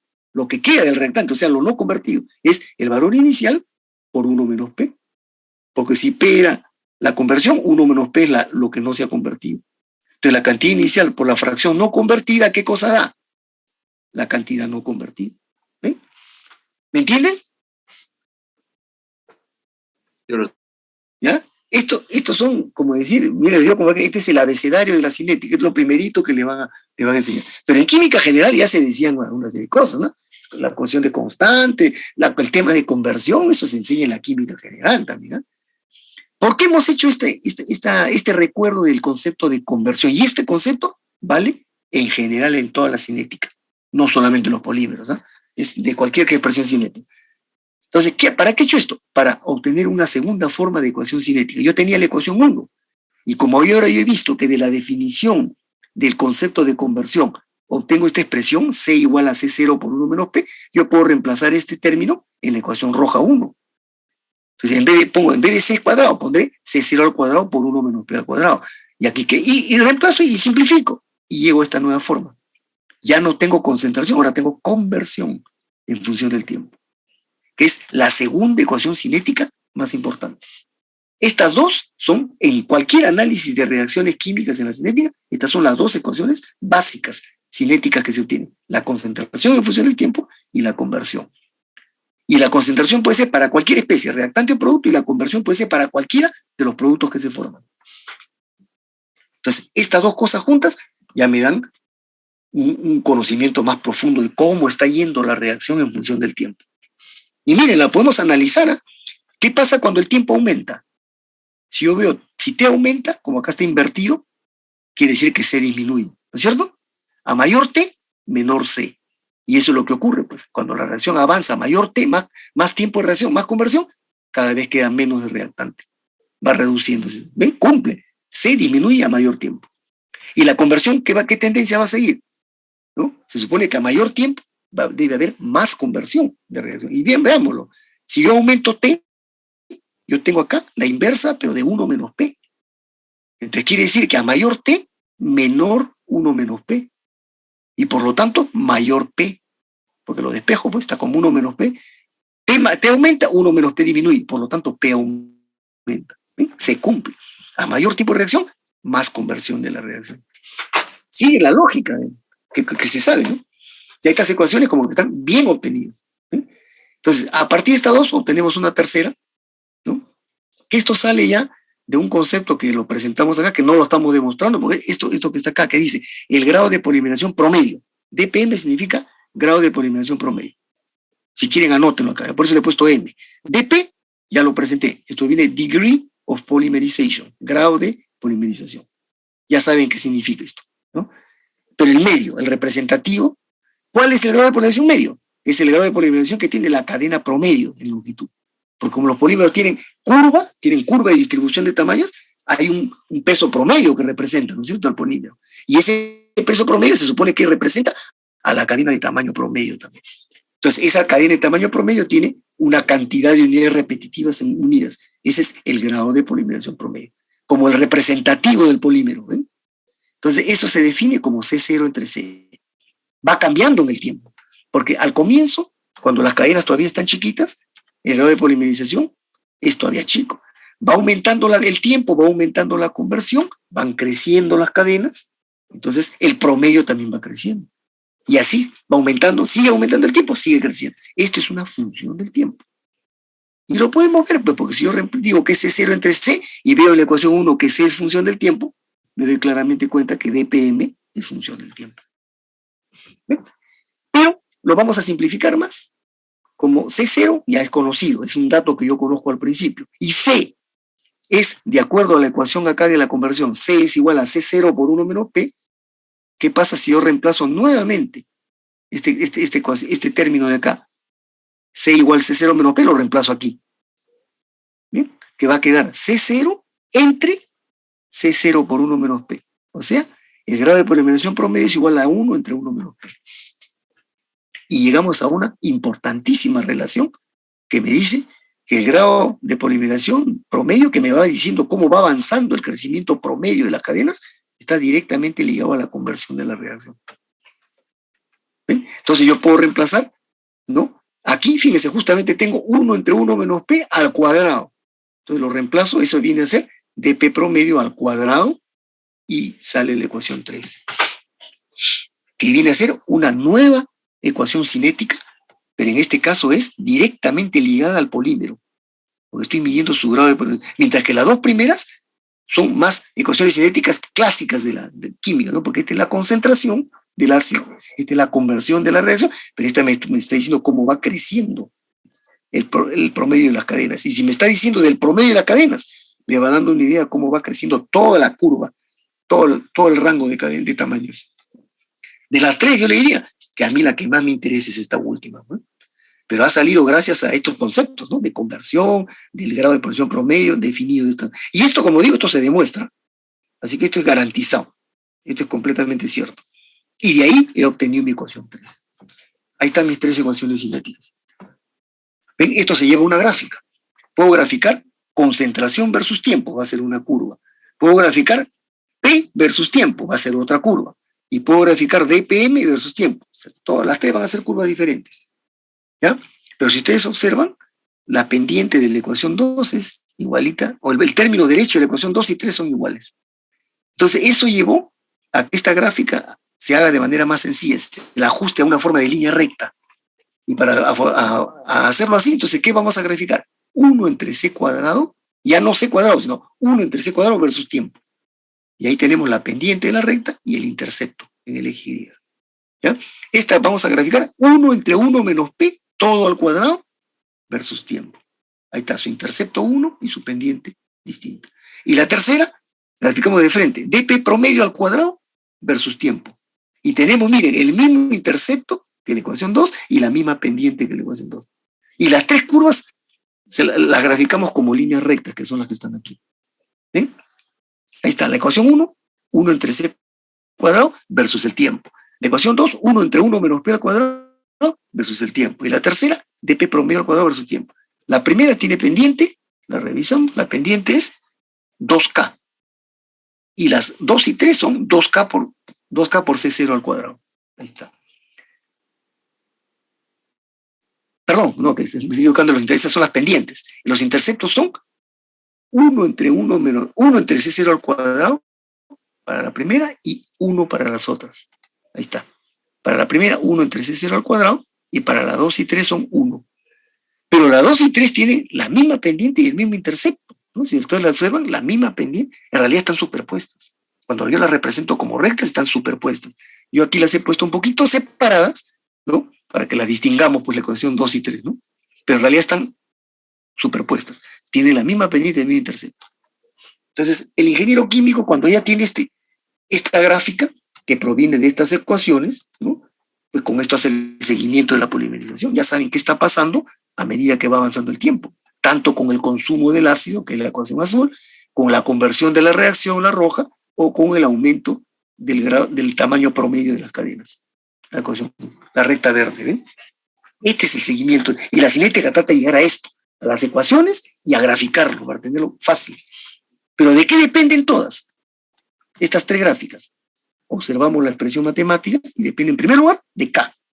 Y K está relacionado a la constante original K1. Ese es un valor que yo lo voy a conocer. O sea, K es conocido. Y va a depender, la variable independiente verdadera va a ser C0. Porque quiere decir que esto depende, las 3 ecuaciones dependen de C0. Pues. ¿Ven? Entonces, estas gráficas están supeditadas a cualquier valor de C0 que yo utilice. Yo puedo comenzar con cualquier valor inicial de reactante. Y voy a tener las gráficas. ¿Se dan cuenta? Este es, al final de cuentas, lo que el ingeniero químico va a manejar. ¿Ven? Caso autocatalizado. ¿Ya? Revisando entonces, esta fue mi reacción original, la 1, que se ha transformado, ¿no?, en esta expresión para el caso autocatalizado, porque el ácido va a ser directamente de reactante y también de catalizador. La reacción solita se cataliza. Entonces hemos hecho esta operación matemática de cambiar el valor de K1 para que los dos reactantes ácidos, el de reactante y el de catalizador, sean el mismo valor. ¿Ya? Y se cambian, ahí está. Y el óxido lo quería igual. Entonces esto me llevó a la ecuación matemática de una sola variable, menos derivada de C con el tiempo igual a K por C al cubo. Y la integré, ¿ven? Entre los límites que yo mismo tengo. Ya está. Y a partir de ahí utilicé el concepto de conversión para obtener una segunda expresión cinética de la conversión. Y a partir de ahí presentamos esta definición de grado de polarización promedio, a partir de la cual encuentro esta relación, que el grado de polarización promedio es igual a la inversa de 1 menos P. Y saco la tercera ecuación cinética. resuelto mi caso. Ya tengo el control de ese primer caso autocatalizado. ¿Alguna pregunta? El segundo caso es muy similar y mucho más rápido de analizar, que es el caso catalizado, que es cuando ya no voy a dejar que el ácido haga el papel, sino yo voy a poner un catalizador expresado. ¿Ya? ¿Alguna pregunta? Una cosita, miren que me olvidé de comentarles. Este intercepto que yo he puesto arbitrariamente acá, en la línea azul, aquí arriba, que vale 1 entre C0 cuadrado, yo lo he puesto encima de 1, que es el intercepto de las ecuaciones 2 y 3. Lo he puesto arbitrariamente, porque yo no sé si este valor es mayor o menor de 1. Va a depender. Si es una cantidad seguro más grande, esto va a ser menor de la unidad, o si es una cantidad pequeña, puede ser mayor de la unidad. No interesa. Si hubiera sido menor de 1, este intercepto hubiera estado más abajo pues, de 1, ¿no? Pero lo importante es que esta recta azul, ¿no?, tiene un intercepto distinto y tiene una pendiente diferente a las otras dos. Eso es lo que importa. ¿Ya? Así que esa es una posición, es una ubicación arbitraria nomás que hemos dicho. ¿Ya? ¿No hay preguntas? Esta parte yo lo sé, la parte fastidiosa, porque lo que estoy diciendo probablemente no lo han visto todavía, ¿no? Aunque estoy utilizando algunas cosas que ya saben de la química general, la constante, etcétera, ¿no? Lo único nuevo, diríamos acá, es que yo planteo el concepto de velocidad de reacción acá, ¿no? Cuando lo dije acá. Este es el concepto de velocidad de reacción que le he aplicado para el consumo del ácido. Esta es la definición inicial. Y con eso le hemos adaptado al caso del poliéster, por supuesto, y autocatalizado. ¿Ven? Entonces ahora vamos igualito, vamos a partir de esta ecuación, ¿ya? Pero ahora sí va a haber un catalizador. O sea, retomo esta ecuación 1, ¿ya? Y voy a seguir analizando el ácido, pero cuando pongo un catalizador, quiere decir que el catalizador que yo escojo tiene una actividad catalítica más fuerte que la del ácido.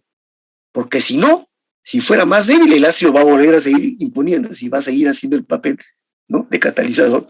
Entonces se supone que este catalizador es un catalizador que tiene una actividad catalítica más fuerte que el ácido. ¿Ya? Bien. Entonces, esta ecuación 1 es el punto de partida de nuevo. ¿Ven? Entonces, miren, le he adaptado la ecuación 1, perdón, que estaba acá, con ácido ya, miren, el término izquierdo sigue siendo la derivada, aquí tengo, ese segundo caso ya no puede ser K1, pues K1 era el valor de la constante inicial cuando era autocatalizada. Entonces yo voy a poner otra constante para el caso catalizado ahora. Va a ser una constante por CO, por COH, por OH y por catalizador. Y eso es lo que dice acá, este segundo caso. ¿Ven? Ahí está. La derivada de la izquierda, ¿ven? De la ecuación 1, ¿ven? La derivada de la izquierda es la nueva constante del caso catalizado por la concentración ácida del oxidrilo y el catalizador. ¿Ven? Ahí está, la ecuación 1 adaptada, solamente cambiándole el valor de la constante. Entonces, ahora vienen alternativas también. Alternativas, ¿no? ¿Qué hago yo con el catalizador? ¿Qué papel juega el catalizador? En primer lugar, ¿participa de la reacción consumiéndose? No, de hecho, participa, sí, pues, ¿no? Activando la reacción. Pero mi pregunta es, ¿se consume? ¿También es un reactante más o no? Y en la práctica hay las dos posibilidades. ¿Cuál es más simple? Que no se consuma. Porque si se consume acá, aquí tengo, con este serán iguales, ¿no? Ya sabemos que el ácido con el oxidrilo siempre van 1-1. Pero este no, este es diferente, este tendría dos incógnitas acá. Estas concentraciones que van por siguen una forma de consumo y esta que sigue otra forma. Entonces, eso es más complicado. Eso se llama la catálisis heterogénea también, porque va a generar además en el reactor 2 fases, por lo menos 2 fases. ¿Ya? Entonces, hay casos así. En algunos casos incluso es conveniente hacer porque se han logrado casos particulares en que cuando el catalizador se consume, se han logrado mejores conversiones. Pero son así, excepciones. La tendencia mayoritaria es que a simplificar lo más posible esta ecuación. Y eso es asumir que debe ser constante, o sea, que no participa, no se consume la reacción. Cataliza solamente, pero no se consume. Entonces vamos a asumir que es constante. Felizmente, que en este caso de concentración de catalizador constante están la gran mayoría de policondensaciones. De policondensaciones que siguen esta modalidad catalizada, ¿no? Cuando uno va a los manuales y observa abundante información de constantes de reacción y de diferentes tipos de catalizadores, va a encontrar que la gran mayoría asume el caso de catalizadores de concentración constante, o sea que no se consumen. Uno tiene la opción, ya verá, uno tendrá que evaluar pues, la situación, qué cosa es lo que busca uno, ¿ya? Y tendrá que evaluar, en primer lugar, si se va a consumir o no, y antes de eso, a ver ¿Qué catalizador me conviene? Hay una amplísima gama, la catálisis me ofrece, es todo un mundo aparte, una ciencia aparte, que ofrece gran cantidad de opciones de catalizadores. ¿Ya? Bien, entonces vamos a presentar el caso mayoritario, que es el que presenta normalmente la mayoría de las bibliografías, que cuando el catalizador no se consume. Entonces, si no se consume, que es una constante. Por lo tanto, una vez definido el catalizador, yo puedo ir a los mismos manuales que me dan el valor de la constante y decir que si el catalizador ya está definido, entonces yo puedo conocer el producto K2 por concentración de catalizador. Y hay manuales especiales que dan eso. Para determinado catalizador, ¿cuánto sería el producto K2 original por la concentración de catalizador?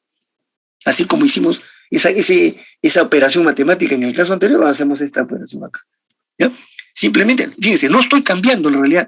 En el caso anterior yo cambié el valor de K por otro para que me haga que el ácido reactante sea igual al ácido catalizador. Ahora no, yo no estoy en realidad modificando, lo que estoy haciendo es juntando el producto del valor real por la concentración del catalizador que utilizo. ¿Ya? Y el manual me va a dar la información. Y si no, como ya le dije alguna vez, muchas veces uno cree que estos valores de la constante los tiene a la mano, que los va a encontrar tabulados, ¿no? Muchas veces hay que determinarlos previamente. No lo conozco este valor y hay que calcularlo. Y hay técnicas experimentales para calcular constantes de velocidad de reacción. Un montón de técnicas. Pero son operaciones complicadas. Lo ideal sería tener este valor o aproximarlo hasta donde se pueda a un valor de bibliografía. ¿Ya? Entonces, queda claro, este K2 conocido, puedo conocer el producto porque ya sé que no se consume. Entonces defino, eso sí, un nuevo valor K', que es el producto del K original por el catalizador. Y con eso, ¿a qué se reduce esto? Tenemos la derivada de la izquierda, está acá, miren, así se tiene, que la derivada de la izquierda es igual a K' por concentración de ácido y por OH. Ya desapareció el K2, porque esto se llama ahora K'. ¿Ven? Ahí está. Se simplificó la ecuación, porque hacemos la misma integración del caso anterior. Vamos a llamar al ácido C, porque estoy haciéndole el seguimiento al ácido, a la constante de ácido. Entonces voy a hacer el seguimiento a C. Y ya vemos acá, como he obtenido esta ecuación 3B, entonces, y C es la concentración del ácido, y ya sabemos además que esto es equimolar, carboxilo, ácido carboxílico con oxidrilo equimolar, entonces esto se transforma en K' por C al cuadrado, COH al cuadrado. Y ya tengo mi ecuación diferencial. Menos derivada de C con el tiempo igual a K' por C al cuadrado. ¿Ven? Acá lo vemos en la ecuación B, ¿no? Reemplazo ácido por C, es menos derivada de C con el tiempo igual K' por C al cuadrado. Esta es una ecuación más sencilla que la anterior. La anterior era cúbica acá, este es cuadrado. Integro en los mismos límites. Al inicio T0, el valor era C0, en un tiempo T cualquiera es C. Un valor C menor que el C0. Hago la misma operación, ¿no? Integro, saco la primera ecuación, ya no estoy mostrando los detalles acá. Fíjense, en el caso autocatalizado, ¿cómo salió? Miren, acá salió 1 entre C al cuadrado con el tiempo. Miren en el caso catalizado, ¿cuánto está saliendo? 1 entre C. ¿Se dan cuenta? Reemplazo C por lo que hemos definido en conversión, que estaba en esta transparencia. C es igual a C0 por 1 menos P. Lo reemplazo en la ecuación, 1 de acá. Bueno, acá le hemos llamado 1' esta, ¿no? Reemplazo en 1' el valor de C. C0 por 1 menos P me da esta ecuación de la conversión, que la llamo ecuación 2'. Y ahora utilizo esta definición también que dimos aquí, ¿no? Grado de polimerización promedio es igual a 1 entre 1 menos P, que salió de la definición anterior, ¿no? Reemplazo esto en la ecuación 2'. Llego a la ecuación 3'. También, todas son un grado menos. En el caso autocatalizado, este fue C cuadrado. En el caso autocatalizado, este fue 1 menos 1 entre 1 menos P al cuadrado. Y aquí fue dP promedio al cuadrado. Aquí son de grado 1. ¿Ven? Nuevamente hago la gráfica, ¿no? La gráfica, pero no voy a graficar C versus tiempo, ni P versus tiempo, ni dP. En este caso sí, voy a graficar 1 entre C versus tiempo. Y va a ser una recta dependiente K', intercepto 1 entre C0. Voy a graficar 1 entre 1 menos P versus tiempo. Pendiente K' C0, intersección 1. Y dP versus tiempo. Con la constante, la pendiente la misma, miren, igualito. que la ecuación 2, y el mismo intercepto. ¿Ven? Esas son las gráficas que tienen aquí. De la misma forma. Ecuación 1', 2' y 3'. Sus interceptos y sus pendientes. La ecuación 2' y 3' nuevamente son dos rectas superpuestas, de misma pendiente y mismo intercepto, ¿no? Aquí las hemos separado un poquito. Los mismos comentarios del caso anterior. Estas gráficas le permiten al ingeniero hacer el seguimiento. ¿No? Y por último, al químico, al que esté analizando la reacción. Entonces, teóricamente yo conduzco o sigo, ¿no? O controlo, esa es la palabra correcta, controlo, ¿no? A la reacción de esta manera. Solamente en función de C0. Con eso termina. ¿Preguntas? Profesor, entonces Sí. gráficamente, ¿cómo podría identificar si una es catalizada o autocatalizada? No, eso en la realidad, cuando yo voy a hacer la reacción, la decisión la tomo yo. ¿Qué caso quiero? ¿Autocatalizado o catalizado? Y según eso, simplemente esto que hemos mostrado, me está diciendo cómo sería la situación en cada caso. Pero la decisión la tomo yo. Y si fuera el caso catalizado, nuevamente, si escojo catalizador que no se consume o se consume, la decisión la escojo yo. Porque información hay, tantos años de que hay de esto ya, 100 años que estamos con los polímeros o más, ¿no? Hay abundante información, pero que está en la bibliografía especializada. Porque yo tengo que encontrar acá, ¿qué es lo importante en el estudio de estas cinéticas? Conocer las constantes de reacción. El primer problema es esto.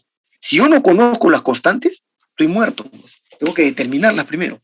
Y la cinética, si uno hace un estudio cinético más profundo, la cinética y la catálisis me enseñan técnicas para determinar las constantes de reacción.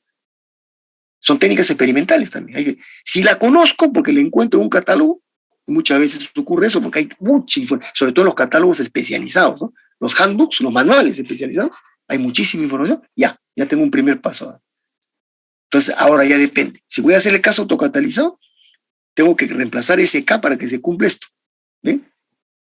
Entonces, hay esta información, y si no conozco este K, yo tengo que determinarlo. ¿Qué valor haría que se cumpla esta condición? Significa pruebas experimentales también.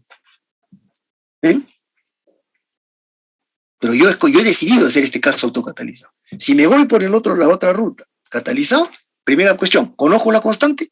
Digamos que si no la conozco, la tendré que determinar. Y si la conozco, como va a ocurrir muchas veces, la voy a encontrar en un manual, en un handbook, ¿no? Ya está, primer paso, ya tengo la constante. Segundo, decido sobre el catalizador. Entonces, la bibliografía me van a dar una serie de opciones. Hay cualquier cantidad de catalizadores. Y ahí me van a hablar de ellos con sus pros y sus contras de cada uno. Costos, primero eficiencia, segundo el costo. ¿Eh?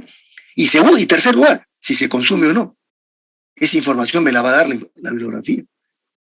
Entonces yo voy a decidir al final.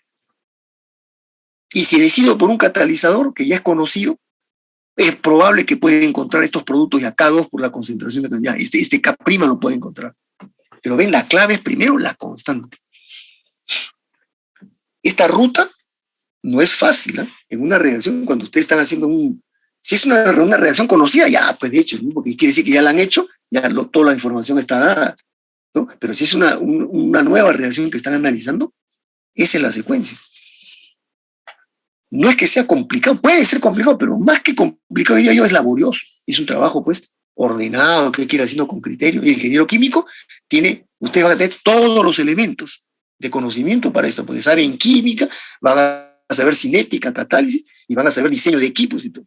Por eso le van a enseñar también en el curso de cinética, el diseño de reactores. Y más adelante la cuestión económica y la cuestión ambiental y la corrosión ¿no? y el tipo de materiales, porque van a poder escoger hasta el tipo de material. El ingeniero tiene que decir todo al final, hasta el tipo de material del reactor. ¿Está claro? No estamos en un curso de cinética, porque si no les podría decir muchas cosas más. Ya en el estudio de una reacción, si me concentro en el tema cinético solamente, hay varias cosas más. Hay que estudiar no solamente cómo es la cinética de la reacción, sino las características en general, los aspectos químicos, termodinámicos de la reacción. Hay que conocer si hay problemas de equilibrio químico, el tema del pH, que es básico. No podemos eliminar el pH porque el pH puede complicar el material del reactor. ¿Ven? Por eso cuando uno va a entrar a esto, tiene que empaparse bien, toda la información completa de la reacción. Todavía les falta todavía aprender algunas cosas más. Tienen que llevar cinética, ahí van a ver, bien bonito el curso, ¿no? Bien interesante. ¿Algunas preguntas? ¿Algunas otras preguntas? Entonces, ¿qué es lo relevante para ustedes? Miren, no tanto, digamos, los conceptos de la cinética, sino las partes básicas, ¿no? Que ya lo conocían, ¿no? Y si la reacción va a ser catalizada, autocatalizada, el concepto de conversión, que ese es un concepto en realidad de la química general, ¿no? Estas expresiones en rojo que hemos obtenido en ambos casos, autocatalización y catalizado, ¿no? Analícenlas, qué tendencias tiene, qué pueden representar estas ecuaciones, ¿no? ¿Se dan cuenta? ¿Qué pasaría si hago algún cambio acá? Esas son las cosas que pueden analizar ustedes. Y no nos estamos metiendo mucho al tema cinético. ¿Sí? Porque en realidad esto que hemos presentado es algo resumido de este primer mecanismo solamente, del caso, como hemos visto acá, AABB. Y hemos partido de la hipótesis que esto es equimolar, que como se hace muchas veces. Pero ¿qué pasa si esto lo pongo N acá y M acá? No equimolar. Ya, esa es una complicación, por ejemplo. Ahí ya no me meto. Esos casos muy pocos se hacen, pero sí se hacen también. El caso no equimolar. Y tiene una repercusión en el resultado final. Cuando yo les dije, el caso autocatalizado, ¿no? Una pequeña fracción del reactante ácido va a ser de catalizador. Pero si yo puse N con N, quiere decir entonces que ya las N moléculas de ácido ya se están gastando un poquito como catalizador. Entonces ya no es N con N. Es un poquito menos de N ácido con N de alcohol. ¿Ve? Entonces, ¿qué se hace en la práctica? Cuando yo planteo esta reacción y yo estoy pensando ya cuál caso voy a hacer, autocatalizado o catalizado, ¿no? Yo digo, si quiero el autocatalizado, como yo sé que parte del ácido va a ser el papel, le pongo un ligero exceso acá. Ese ligero exceso puede ser de 1 o 2% más. Y el otro igual. O sea, puede ser 1.02 N con N. Y hará el papel de catalizador, esa fracción en exceso. ¿Ve? Pero si lo pongo, por decirle, N con 1.1, 1.2 N, ese sí es claramente el caso no equimolar, pues. ¿Se dan cuenta? Y ahí puede ocurrir también no equimolar, autocatalizado y catalizado. También puede ocurrir las dos cosas. Y se sigue complicando, ¿no? O sea, en realidad este ejemplo tiene una serie de rutas, diferentes casos. Hemos presentado el caso estándar, el caso equimolar y en sus dos formas, autocatalizado y catalizado. Y el catalizado con catalizador constante, sin consumo. Este de aquí, ¿no? Cuando el catalizador es constante, ¿ven? No se consume. Si tuviéramos el semestre para hablar de esto, ahí vemos todos los casos. Pero ni en cinética van a ver todos los casos de una reacción porque no hay tiempo. Tienen que presentarles de todo un poco, pues, ¿no? Y aquí ya no quiero insistir más, ahí nomás lo dejo porque ya sé, este tema es un poco espinoso, ¿no? No voy a insistir mucho en el tema cinético, sino en los aspectos del polímero, ¿no? Eso que yo resalto, el tema del polímero más que todo. Así que yo no haría preguntas acá de qué pasaría con la cinética y la reacción, si la constante, no, eso no. Pero sí me interesa saber cómo repercutiría en el polímero tal cosa. Eso es lo que me interesa a mí. ¿Sí? Así que ahí tienen ustedes esas ecuaciones, analícenlas, obsérvenlas, ¿no? Háganse preguntas ustedes mismos sobre esas ecuaciones. Nada más. ¿Está bien? Sí, profesor. ¿Ya? Listo. Tercer punto, casi el penúltimo ya. El estudio de los pesos moleculares. Dice, ¿cómo determino? ¿Cómo se puede evaluar los pesos moleculares? Este es el objetivo final. Justo, han visto ustedes en la cinética, hemos obtenido una ecuación para el grado de polimerización promedio. Bueno, la cinética me lleva hasta ahí nomás. Pero ya el estudio de los pesos, que tiene sus propios conceptos, y me lleva más información. Pero va a ver ustedes, va a ser consecuencia de la cinética de la reacción. ¿Ya? ¿Por qué? Porque aquí están viendo ustedes la conversión P, parámetro cinético clave. ¿Eh? Para muchos la conversión es el principal parámetro cinético, más que la concentración misma. Bueno, porque mientras que la concentración puede ser de cualquier especie, la conversión normalmente representa a la identidad de la reacción en general. Cuando yo digo la conversión de la reacción es 70%, estoy hablando casi de la global, de toda la reacción completa. En cambio, cuando digo la concentración es tal, ¿pero de quién? Puede ser del reactante 1, del reactante 2, es un parámetro más variable. La conversión es más representativa. Entonces, esta llamada los pesos moleculares se van a estudiar básicamente de dos formas. Con estas llamadas distribuciones de los pesos, ustedes ya han escuchado el concepto, distribución del peso molecular, ¿no? La curva de distribución, que le hemos presentado en la parte inicial, pero ahora la vamos a ver cómo es más al detalle acá. Y el otro tema que se trata de los pesos también es de los grados de polimerización. Que esto está ligado a lo anterior, porque peso va junto con grado de polimerización. Pues, ¿eh? Todo esto se puede estudiar. ¿Ya? Entonces, ¿qué significa esto? ¿Ya? Ustedes saben que los polímeros, ya lo hemos visto en el mecanismo una y otra vez, lo reitero, el polímero cuando se obtiene, ¿no? Producto de este mecanismo azaroso, errático, desordenado, genera cadenas de diferente tamaño. O sea, esa es la realidad del polímero. Cadenas desde chicas hasta grandes. ¿Ya? Entonces, pero sin embargo, toda esa variedad de tamaños puede ser representada por una cadena promedio, digamos, que dé un valor promedio de peso, que ya saben la curva cuál es, ¿no? Es el punto donde está el pico de la curva tipo Gauss, ¿no? La recta que bajo desde el pico más alto. Ese es el valor promedio representativo. Entonces, ¿cómo puedo evaluar esa realidad de la curva? Hay dos formas, lo que se llama la distribución de pesos numérica y la distribución de pesos ponderal o másica. Y hay otras formas más todavía, pero estas son las dos mínimas que casi todo el mundo presenta. ¿Ya? ¿Y por qué se llama distribución numérica y ponderal? Porque aquí voy a medir reconociendo que los polímeros tienen variedad de tamaños y por lo tanto hay variedad de pesos, ¿no? Vamos a ver cada grupo que hay, chico, mediano, grande, cuánto representa dentro del polímero total. Como el polímero es diferentes tamaños y diferentes pesos, entonces voy a agarrar un peso cualquiera, un grupo cualquiera, y quiero saber cuánto representa ese grupito solo dentro de la totalidad del polímero. ¿Y cómo lo puedo evaluar a ese grupo solo? Lo puedo evaluar numéricamente o en peso. Como las cadenas van a ser de chicas hasta medianas y grandes, quiero saber, por ejemplo, un grupo X o un grupo N, cualquiera, ese grupo, cuántas cadenas de ese tamaño hay entre el total de cadenas, que resulta sumando todos los tamaños. ¿Eh? Entonces, esa importancia de un grupo cualquiera con el total, pero viéndolo en número de cadenas, se llama la distribución numérica. Pero ese grupito de un tamaño determinado también representa una cantidad del peso, dentro del peso total. Entonces, esa es la distribución ponderal. Esto es en el fondo. ¿Sí? Que el concepto de distribución significa la importancia que tiene cualquiera de los grupos del polímero respecto a la totalidad del polímero. ¿Ya? Entonces, ¿dónde proviene esto? Esto se deduce. No viene al caso ahorita, podría haber mostrado la deducción y cómo se llega a estas ecuaciones. ¿Para qué? Lo que importa es presentar más bien el significado.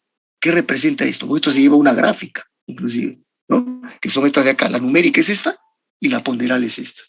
Miren, ahí está la curva tipo gaussiana. ¿Eh? A eso llegamos.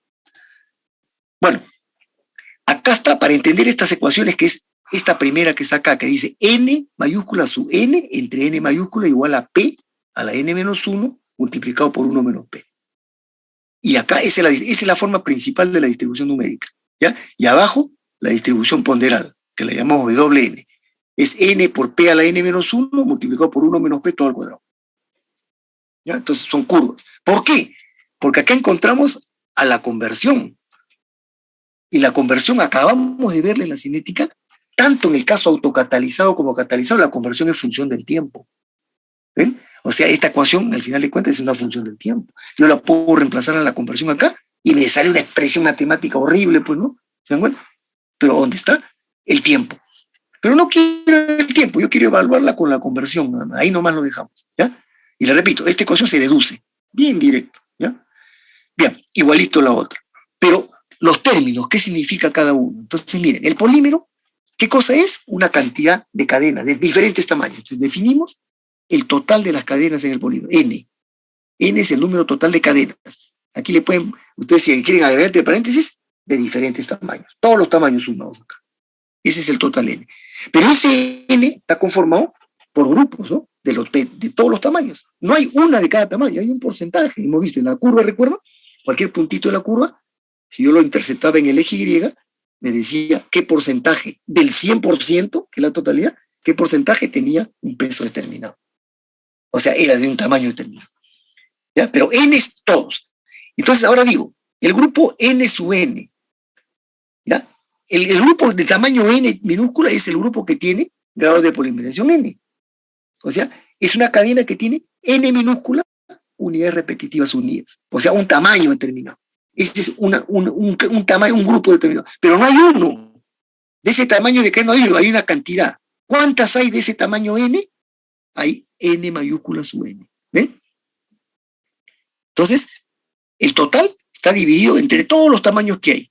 Y uno cualquiera tiene N sub N cadenas de ese tamaño, N minúscula. ¿Está claro eso?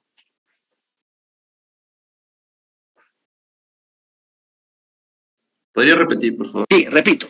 El polímero, ya saben, se obtiene cadena de diferente tamaño. ¿No es cierto? Hay tamaño chico, medio. Y hay, de cada tamaño hay un porcentaje. Por decirle, 5%, 8%, 7%. Voy sumando todos los diferentes tamaños que pudiera y da el 100%. El polímero es el 100% de las cadenas, pero lamentablemente son de diferente tamaño. Entonces, yo para caracterizar, identificar más cuál es la realidad del polímero, o sea, cómo es esa curva, esa distribución de tamaños, voy a analizarla más al detalle. Y esas son estas dos distribuciones. Entonces, identifico, pues, N es el número total de cadenas, entre paréntesis, si quiere, de los diferentes tamaños, ¿ya? Todas. Pero ahora voy a identificar a un tamaño cualquiera, ¿ya? De ese tamaño cualquiera hay una fracción del 100%, no va a ser el 100%, pero va a ser de repente el 2%, o el 10%, o el 8%, dependerá qué tamaño sea, pues no lo sé. Es un tamaño cualquiera, así, anónimo, ¿ya? ¿Quién es ese tamaño cualquiera? Es la cadena que tiene N minúscula unidades repetitivas. O sea, su grado de polimerización es N minúscula. O sea, ustedes pueden imaginar mentalmente así, si su grado de polimerización es N minúscula, quiere decir que hay N minúscula unidades repetitivas unidas. ¿Está claro eso? Sí, profesor. Ya, entonces, si tiene N unidades repetitivas, N minúscula unidades repetitivas, quiere decir que su grado de polimerización es N minúscula. O sea, ese es un tamaño específico, es un tamaño determinado. Pero como N es cualquier valor, puede ser cualquiera de los tamaños que hay dentro del polímero. Representa cualquier grupo, en otras palabras. ¿Está bien? Pero no hay una, pues, no hay una de esas cadenas de ese tamaño solamente. Hay una cantidad. ¿Y cuánta es esa cantidad de ese mismo tamaño? N sub N. ¿Ven? O sea, en otras palabras, N sub N es una fracción del N total. Cada grupo tiene un valor N, asignado un valor en N, que es un porcentaje del N total. Si yo sumaría todos los NNs, que es para los diferentes valores de N minúscula, que son todos los tamaños, voy a sumar el N total. ¿Está claro ahora? Sí, profesor. ¿Ya? Entonces, ahora sí. Entonces, como ya identifiqué cuántas hay en total de los diferentes tamaños y cuántas hay de un determinado tamaño, un grupo cualquiera, entonces ahora sí yo sé cuál es la relación entre ellas. Si yo divido N sub N entre N en total, ¿qué cosa representa ese cociente que está acá arriba justo? ¿Qué representa? Es una relación numérica, ¿ven? Porque es número de cadenas de un determinado tamaño entre el número total de las cadenas de todos los tamaños. Es una relación numérica. ¿Qué representa esto? La importancia que tiene un grupo cualquiera respecto a todo el polímero, pero hablando numéricamente. ¿Ven? ¿Se dan cuenta? Y está en función, ¿no? Como estoy hablando del grupo NN, va a salir con su grado y va a salir en función de la conversión, que esto a su vez es función del tiempo. Entonces, ¿qué quiere decir? La reacción avanza hasta un momento, ¿no? Avanza hasta un momento, un tiempo T, ¿no? Como hemos visto en la cinética, y la conversión en ese momento es P, ¿ya? Y si el tiempo aumentara, siguiera aumentando, la conversión va a aumentar también. O sea, la conversión depende del tiempo. Pero en un tiempo T que yo me fijo de referencia, la conversión es un valor determinado. Digamos, hemos avanzado hasta los primeros 15 minutos y la conversión ha llegado al 30% recién, 0,3. Ya, P0,3. Y en ese momento yo detengo la polimerización y le tomo una radiografía al polímero. ¿Cómo está hasta ese momento?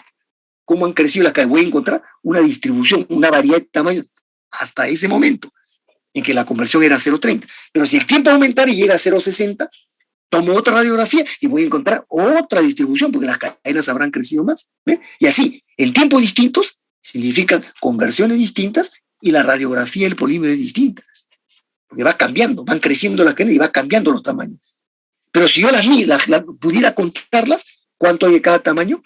Esa relación de cada tamaño entre el total va a ser esta, que va a estar fijada a un tiempo determinado en la que la conversión es un valor determinado. Pero si cambia el tiempo, cambia la conversión, es otra radiografía. Vuelve a cambiar el tiempo, es otra nueva conversión, otra radiografía. Por eso es que esto no es una gráfica, es un conjunto de curvas. ¿Ven? Que están en función del tiempo, o sea, de la conversión, mejor dicho. Y esa es la curva esta. ¿Ven? Para diferentes conversiones, desde 0,95, 0,98, ¿qué reflejan estos valores distintos de conversión? Tiempos distintos.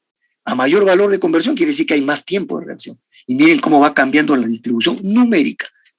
Un grupo cualquiera, al comienzo, o con una conversión, miren, 95% es una conversión bien alta, pero para las policondensaciones todavía es un valor bajo. Por eso ese cuadrito inicial decía, hay que llegar a hasta altas conversiones para lograr pesos moleculares altos. ¿Eh? Eso está dicho en la tablita. Cuando la conversión era 0,95, miren, un grupo cualquiera representa, digamos, el 40% o más, de repente. Si hubiera sido la conversión un poquito menos, hubiera sido más. ¿Por qué? Porque todavía las cadenas no han crecido, tan chicas, entonces las cadenas chicas representan casi la totalidad de las cadenas. Pero a medida que la conversión va aumentando, a mayor tiempo, se va produciendo el enlazamiento cada vez más, van creciendo las cadenas y los grupos van aumentando, se van formando más y más tamaño, porque el mecanismo, han visto, es errático, se empiezan a mezclar todos contra todos, se empiezan a aparecer todo tipo de tamaño de cadena. Entonces cada grupo numéricamente va siendo menos importante, pero van apareciendo más tamaños, por eso es que se va aumentando el peso acá. ¿Qué cosa es X, dice acá? ¿Ah? X viene a ser el valor N que está acá en la fórmula. Este N de aquí, que es el grado de polimerización de un tamaño cualquiera, es el X de esta gráfica. ¿Ya? Entonces, ¿qué quiere decir? Cuando yo veo que a mayor conversión, mayor tiempo, el N aumenta. Quiere decir que está creciendo, las cadenas están creciendo, pues, porque cada vez son de mayor grado de polimerización. ¿Ven? Coincide, pues, a mayor conversión, las cadenas son más grandes, han crecido más. Pero numéricamente, cada tamaño se va haciendo menos importante, va reduciendo su valor frente al 100%. Eso es lo que indica esta caída. A mayor conversión, la caída de la altura acá, o de la ordenada Y. Esto tiene su interpretación. ¿Se dan cuenta? Pero más importante la otra distribución, la distribución ponderal que dice acá. La ponderal, que está también en los mismos parámetros, con los mismos parámetros. Porque quiere decir ahora, si yo ya había identificado que un tamaño cualquiera, una cadena de tamaño n cualquiera, que significa n unidades repetitivas, ¿no? Existía en un número determinado que era n sub n, ¿no? Ya medí su importancia numérica, n sub n entre n, ya está arriba, ¿no? Pero ahora yo lo puedo pasar a su peso.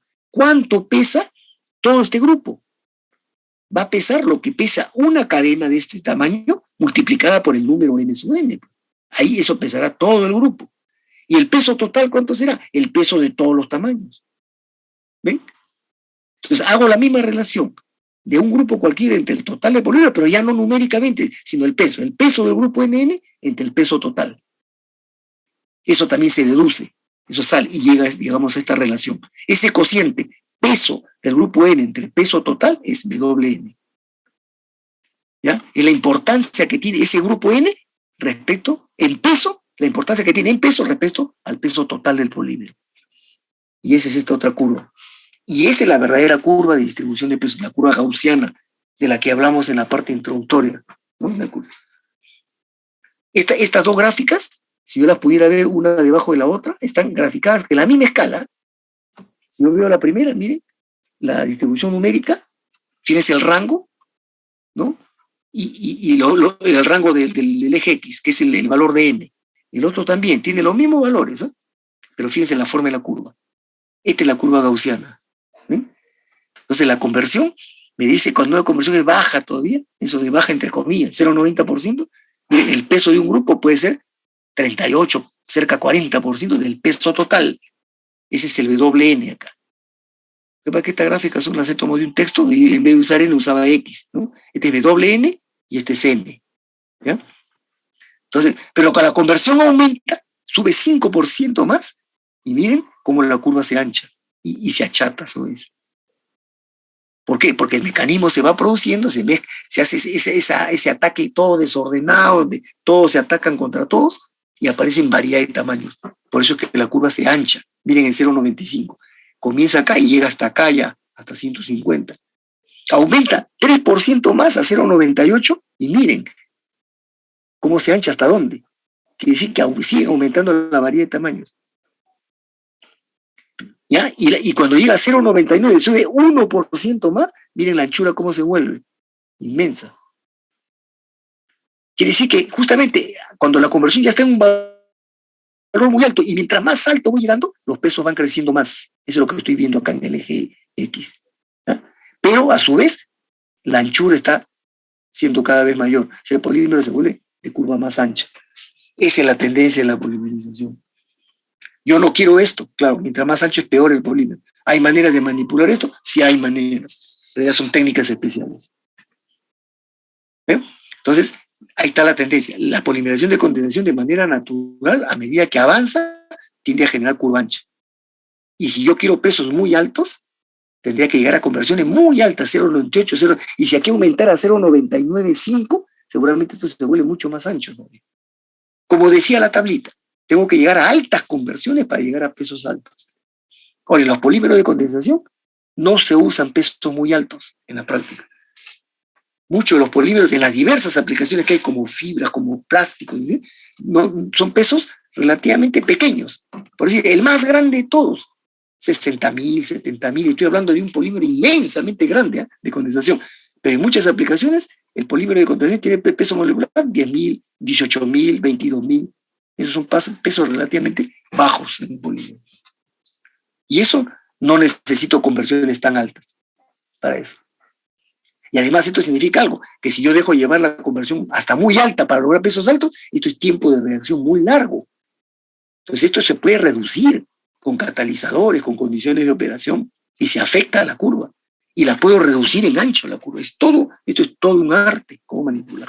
Pero lo que estamos mostrando acá es que si la polimerización ocurriera de manera normal, sin hacerle cosas especiales, ¿no?, la polimerización normal, esta es la tendencia de la distribución, la numérica y sobre todo la ponderal.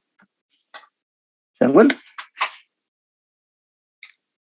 ¿Ya? Entonces, a ver, analicen ustedes qué significa que esta sea más alta que esta, ¿no? Y la anchura que va aumentando. Acá está, la gráfica habla solita.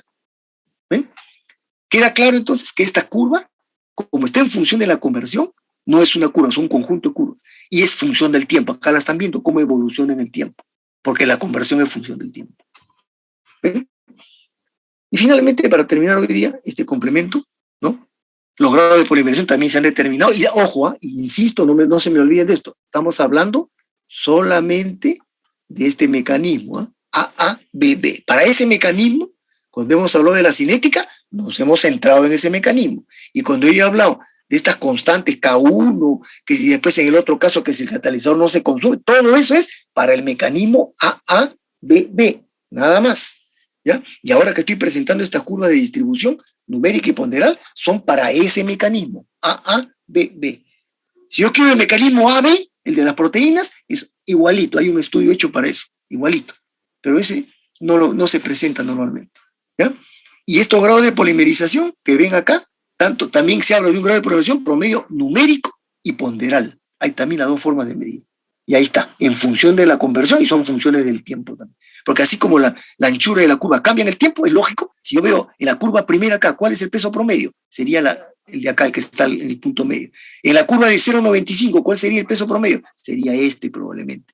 En la de 0,98 estaría por acá de repente. ¿Ven? Y en la otra, entonces van viendo el peso molecular promedio se va desplazando también hacia la derecha. Va siendo función del tiempo. ¿Ya? Y eso es lo que mide, pues, el grado de polimerización como concepto, ¿no? Ese es el grado de polimerización. Y si hago el promedio, lo puedo hacer numérico o en peso. Y acá están las ecuaciones para el mecanismo AABB. Eso, no pierdan de vista eso. Y aquí aprovechemos para presentar por primera vez cómo se evalúa la anchura de la curva. La anchura de la curva se mide entre el llamado grado de polimerización promedio en peso o ponderal entre el grado de polimerización promedio numérico. Y en este caso, si ustedes dividen dPW, esto viene del inglés de weight, peso, ¿no? Algunos le ponen P, de grado de polimerización promedio en peso, y este viene de numérico, de number, ¿no? En inglés. Si yo divido esta expresión entre la segunda entre la primera, me da 1 más P. Yo les pregunto a ustedes, ¿la conversión entre qué rango fluctúa? En una reacción química en general. ¿La conversión entre qué valores fluctúa?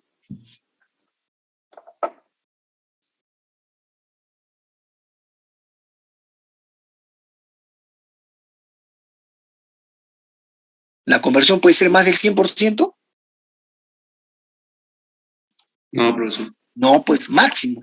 Y ninguna reacción llega al 100%, que ese es el valor 1 en realidad. Sino que se lo puede pasar a forma de porcentaje, pero es el valor 1. ¿Te quiere decir que esta anchura de la curva acá, hasta qué valor máximo puede llegar?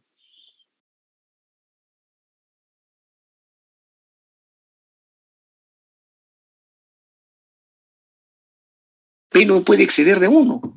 ¿Cuánto sale la anchura? Menor a 2. 2, claro. Quiere decir que la anchura es menor de 2. Teóricamente hasta un poco antes de 2. Y eso significa algo. Cuando ya se estudie un poco más al detalle la curva, la anchura de la curva, que lo vamos a ver en ese capítulo llamado de pesos moleculares, ahí le vamos a dar interpretación un poco a esto. Esa anchura 2 significa algo. Pero la anchura 2 ya es bastante. Pero esta llega a no más de 2. Esa es la tendencia natural de la polimerización de condensación. ¿Ven? ¿Cómo mejorar esto? ¿Cómo reducir? Se puede, pues, pero son técnicas ya, las técnicas especiales. Entonces, hasta ahí llegamos, está la parte principal, porque lo que queda básicamente es comentar el caso de los copolímeros que se pueden formar y algún otro detallito que queda por ahí. Eso lo vamos a ver mañana y mañana estamos empezando la poliadición también. Bien, entonces, antes de pasar a la asistencia, ¿hay preguntas o no? Profesor, disculpe, en esas dos curvas, ¿qué significaba las ordenadas, el eje de ordenadas? Ya, este de acá, en la numérica, este que ven NX, en esta ecuación de acá, es el NN, sino que han utilizado X en vez de N minúscula, es el NN. Y en el eje X, que han puesto X, ese X es, aquí, el N. ¿Ven? Reemplazan X por N minúscula nada más, en ambas gráficas. O sea, en otras palabras, esto es como si estuviera graficando N sub N versus N. ¿Ven? Y en la ponderal también, es W sub N versus N. ¿Está bien? No. ¿Ya? Con eso queda claro. Así los libros hacen, lamentablemente, uno lee un libro bueno y le pone N, en otro lee otro autor y le pone X, otro le pone otra letra, confunden, pues, ¿no? Por eso el concepto es muy importante. ¿Ya? Entonces estas gráficas tienen ese interpretado y con esto estamos midiendo el resultado de la curva de distribución. ¿Eh? Sobre todo la ponderal, esta es la más importante, esta de acá. ¿Ya? Y de paso tenemos esta información del grado de polimerización, porque con eso calculamos la anchura teórica de la curva. ¿Ya? Insisto, cuando la polimerización se produce de manera normal, sin perturbarla ni alterarla en algo. Y en la práctica, muchas veces se la modifica, se la altera. Por diferentes razones. ¿Ya? Bueno, me quedo ahí. Mañana terminamos esto, como digo. Entonces hoy día, a partir de las 10 les mando la práctica. ¿Está bien?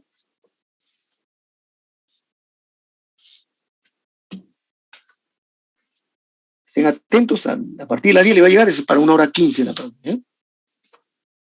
Me paso la lista, Anguamán. El día de hoy a las 10, ¿no, profesor? Hoy día a partir de las 10, sí. ¿Ya? Ya. Anguamán. Anguamán presente. ¿Ya? Antesana. Antesana presente. ¿Ya? Araujo. Araujo presente, profesor. ¿Ya? Aroni. Atúncar. Atúncar presente. ¿Ya? Auqui. Auqui presente, profesor. ¿Ya? Valdión. ¿Ya? Banda. Banda presente, profesor. ¿Ya? Bonilla. Sí, presente. ¿Ya? Briseño. Briseño presente. ¿Ya? Calixtro. Cano. Bueno, voy a cerrar el archivo un ratito, no debe ser que haya chats. Sí hay chats, ¿no? Ya. Listo, sí. Briseño me contestó.